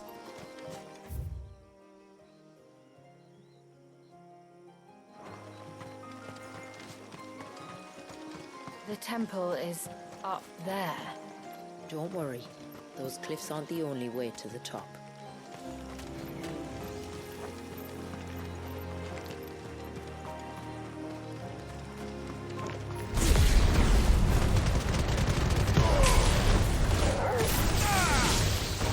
Over here! Get him!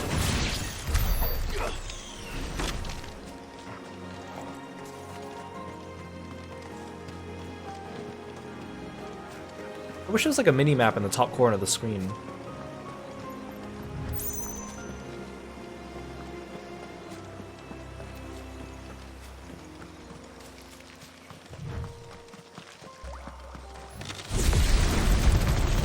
I like that little boop. Very satisfying.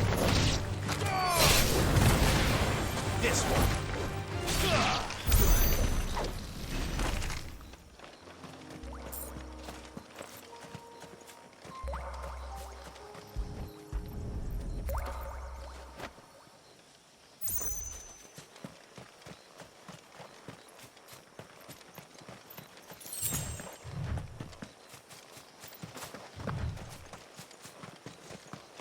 It's the ruins. Yes. As far as we can tell, they're part of the same complex as the temple itself. To think of all the people who must once have lived here. So if I go left, it's a dead end. Probably a chest.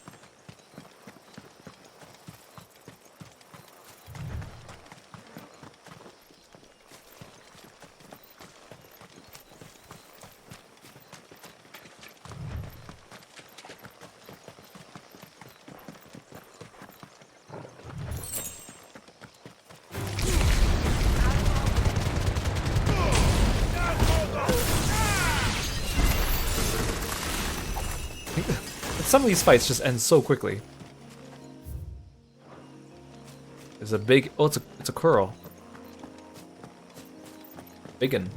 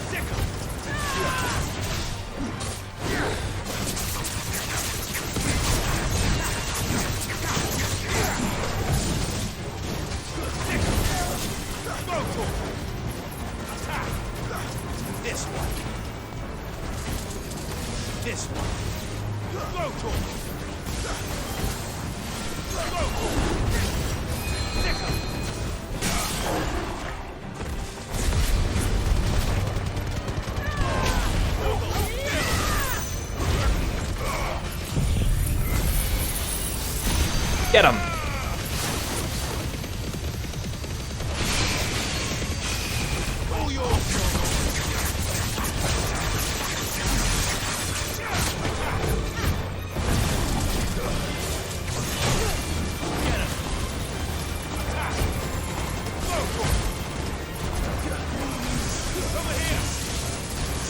I can't see, the bushes are in the way.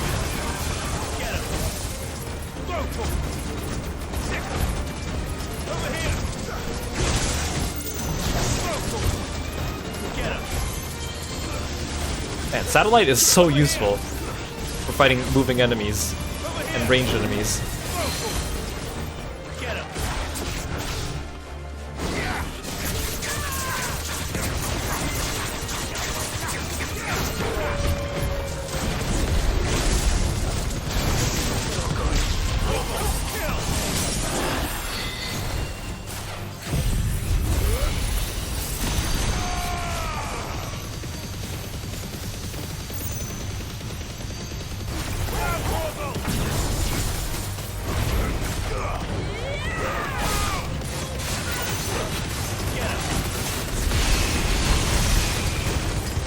Still not dead yet.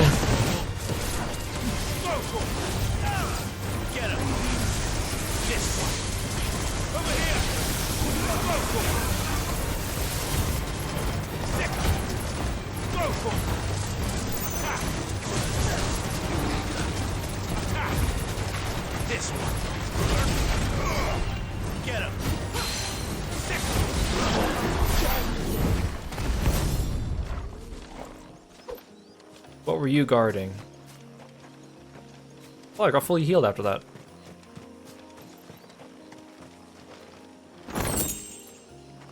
Just a bunch of crafting materials. Regular crafting materials. Flame? Not even an aquamarine? Seriously? I feel like I just got ripped off. I should take a little loop-de-loop.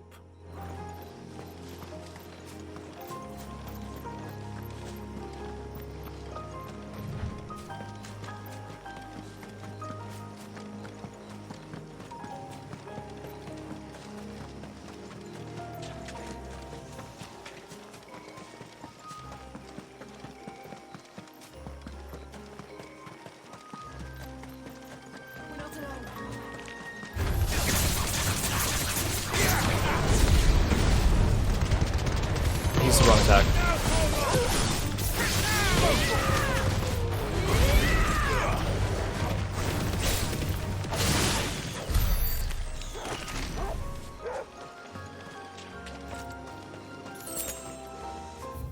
Oh, not another slime.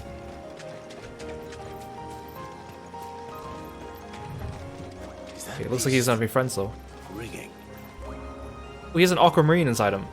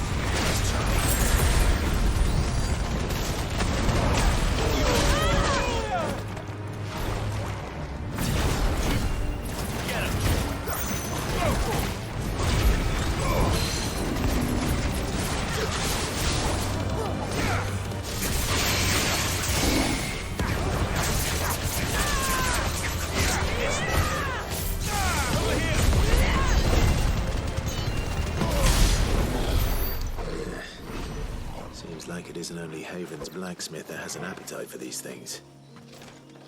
This is awkward. You have an aquamarine inside you, and I need that.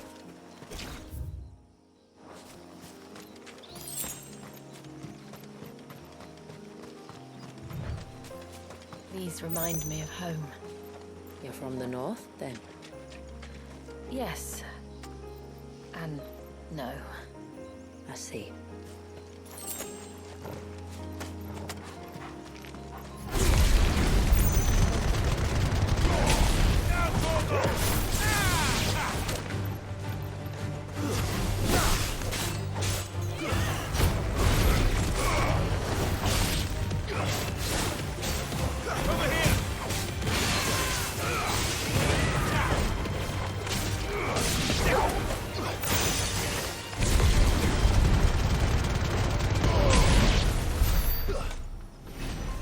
And ignition is so useful for just gathering up enemies.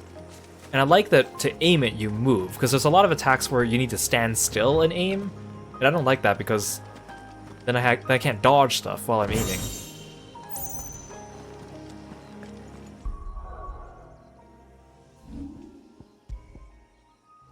Increases deluge will damage by 10.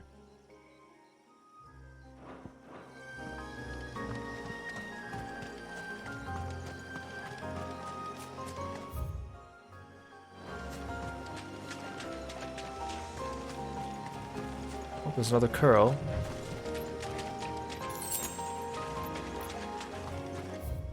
Let's go around the long way and then I'll go around and I'll fight the Kiro.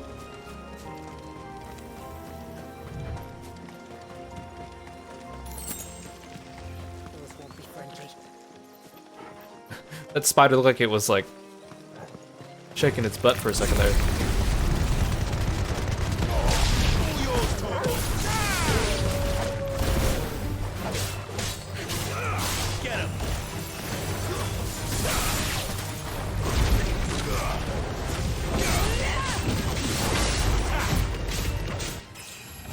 Ooh, I leveled up.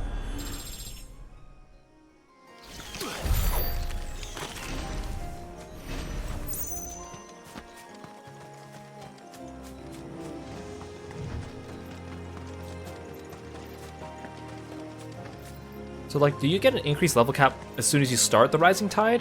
Or did it just whenever they added the patch, now everyone's level cap went up? Or was it always higher than 50?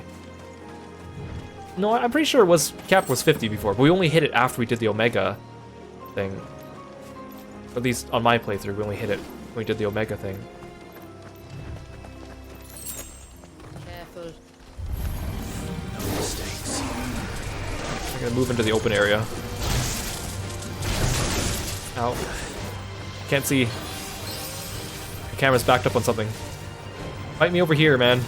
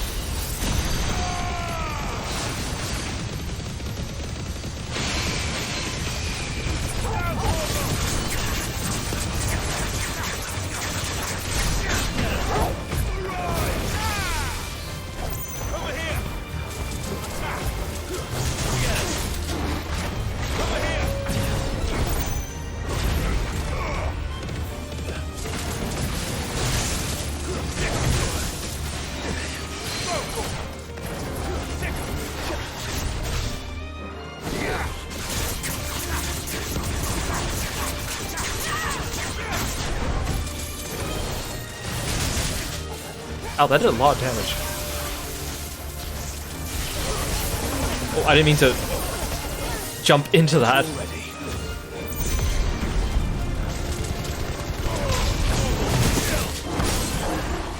For all that this game is pretty, like, merciless in terms of, like, you take a little bit of damage, or you take one hit, here's a ton of damage for that one hit.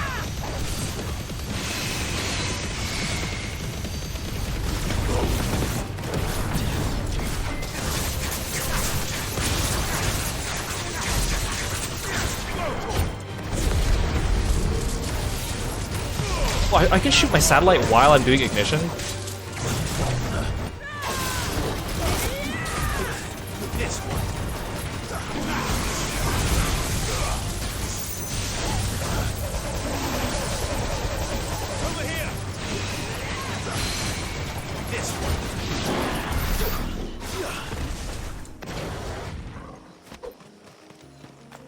Were you guarding anything? I think so.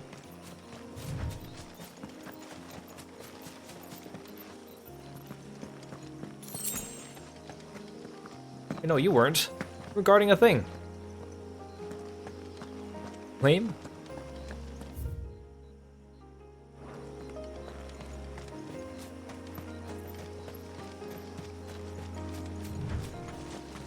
I think I'm back in the mojo, though. Although we haven't actually really fought a boss today. Yet. That Leviathan Eggy was just a little, like, warm-up, teaching you how to use the Leviathan abilities.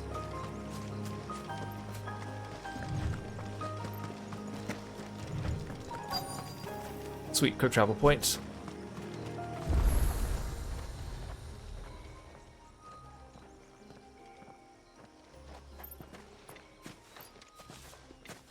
Do you see that cave up ahead?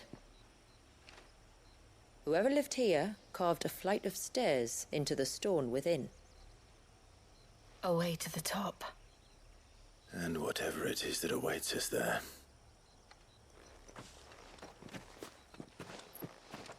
That is a dungeon. It's probably a new map travel point, yeah?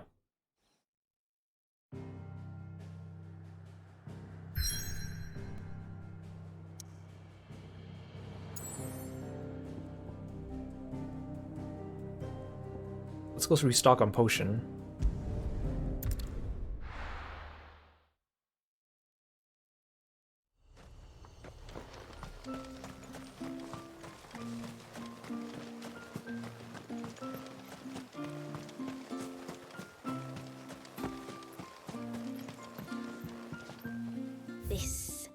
This is all we have.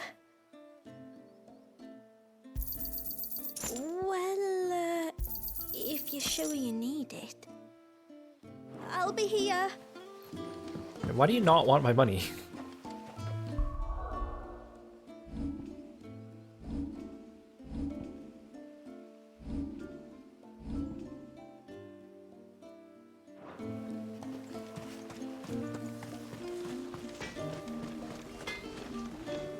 What is it you want? Kind of want the Tonberry knife just for aesthetics. Notch Tang, Aqueous Membrane. Those look like notorious marks, or like... there's like some kind of marking for a special monster there. A good tide to you. Reckon my steel's just as good as any. I can make 2 of these things, 2 of these 4.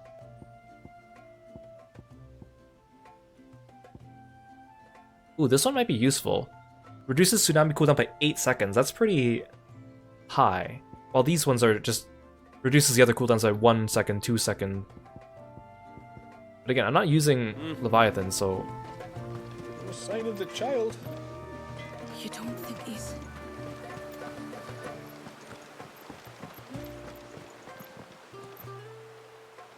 Can I go inside the building? Yes, my lord. Oh, she has more things to say. Long, long ago. Our people dwelled in peace in the lands blessed by Drake's Horn down in southern Ash. Drake's Horn fell and our ancestors were forced to leave their homeland in search of pastures new. And so we wandered. Pulling our worldly goods in battered carts and sleeping beneath the stars. If the tides carried us to unacclaimed soil, we tilled it. If not, we traded our meager possessions with the locals. But never did we settle in any one place. We became what we had always considered ourselves to be, a river, forever flowing, forever meandering across the land. Yet our river did not always flow freely.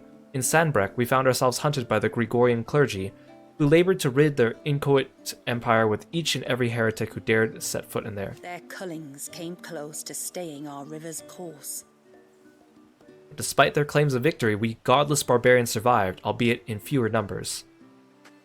After many more years of wandering, of suffering, we finally found our way here to Mysidia, our new home, our haven.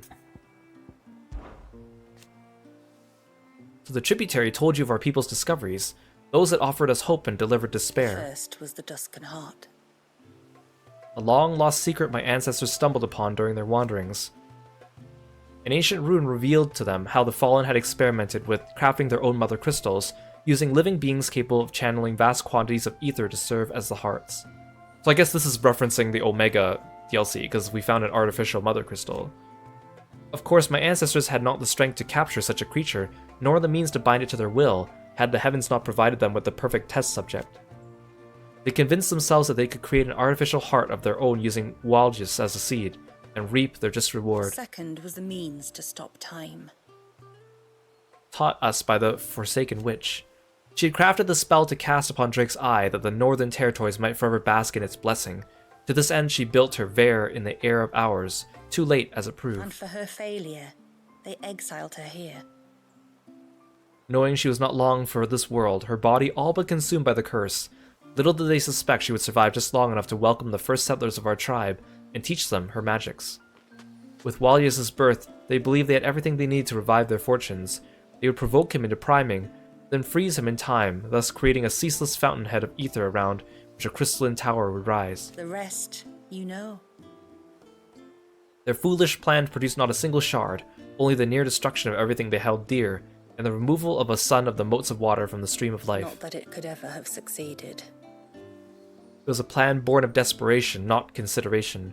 For if the history of our people has taught us anything, it is that we do not need crystals to survive, only each other. 80 years have come and gone. Since our people took it into their hands to try and transform that poor child into the heart of a mother crystal, they erected an altar upon Cape Nepto especially for the purpose. They claimed the site was chosen for its religious significance, the way the promontory divided the sea representing the break in our history that the mother crystal would usher in. But if you ask me, its distance from the village and the clear line of sight between it and the air of hours counted just as heavily in its favor. The plan was simple. The plan was simple. They would feed some manner of grisly offering to Wallius, which they believed could draw his latent powers, then freeze him in time using the witch's spell that he might serve as a constant conduit for ether. Sadly for them. The first part worked rather too well. Whatever the nature of that evil concoction, it brought forth Leviathan, who raged and roiled as only a discomfited infant can. Every soul on the cape was killed in an instant. Mysidia would have been lost to the waves entirely were it not for the second party on the mountain, who wove the witch's spell as fast as their trembling hands would let them. It drove the icon back into Wallius's body, where it has remained, channeling ether through the poor child's semi-primed form ever since. And yet...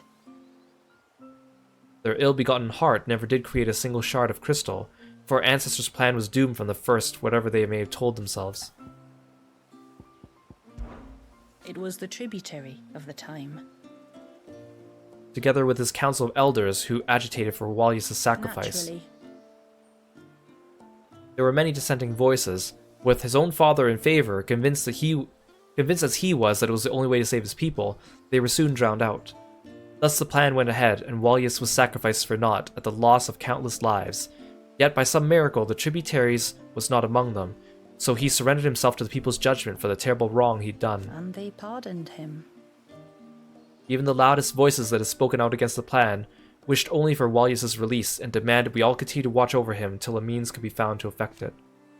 So here we have remained, waiting for the day when we might finally atone for our ancestors' sins. We knew the secret to unraveling the spell that bound him from the first, but doing so meant unleashing Leviathan, and that would be the death of us all, Wallius included. Our only hope was to find a means to quell the Icon's rage without exposing our secret to the outside world. Our only hope is you. Till next our streams cross. Oh, I can't go in here. This place has interesting lore.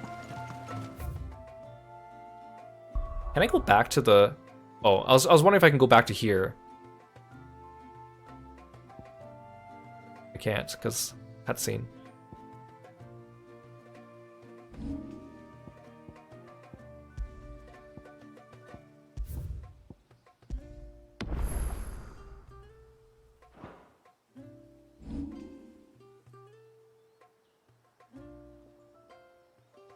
Okay, so we are at about 3 hours 45 minutes, so I really doubt 15 minutes will be enough for me to go through the next dungeon and find a satisfactory spot to save. So I think we'll save the rest for tomorrow.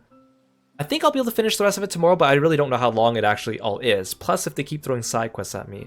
But I don't really mind because I'm enjoying this, and it's kind of nice to get back into this game. Plus, I like this expansion, or this DLC, because unlike the Omega one, which was, again, just one dungeon that was just a straight shot, non-stop fighting, very few recovery items, so it felt like more of a challenge, while here it felt more like a story thing. Like, we've come here, there's some interesting lore, we get to meet the locals, we learn about their culture, we learn about the history, there's an interesting backstory here to be found. Poor little Wallius. There's multiple quick travel points, and we can freely travel between them as long as we're not in the dungeons in a story thing.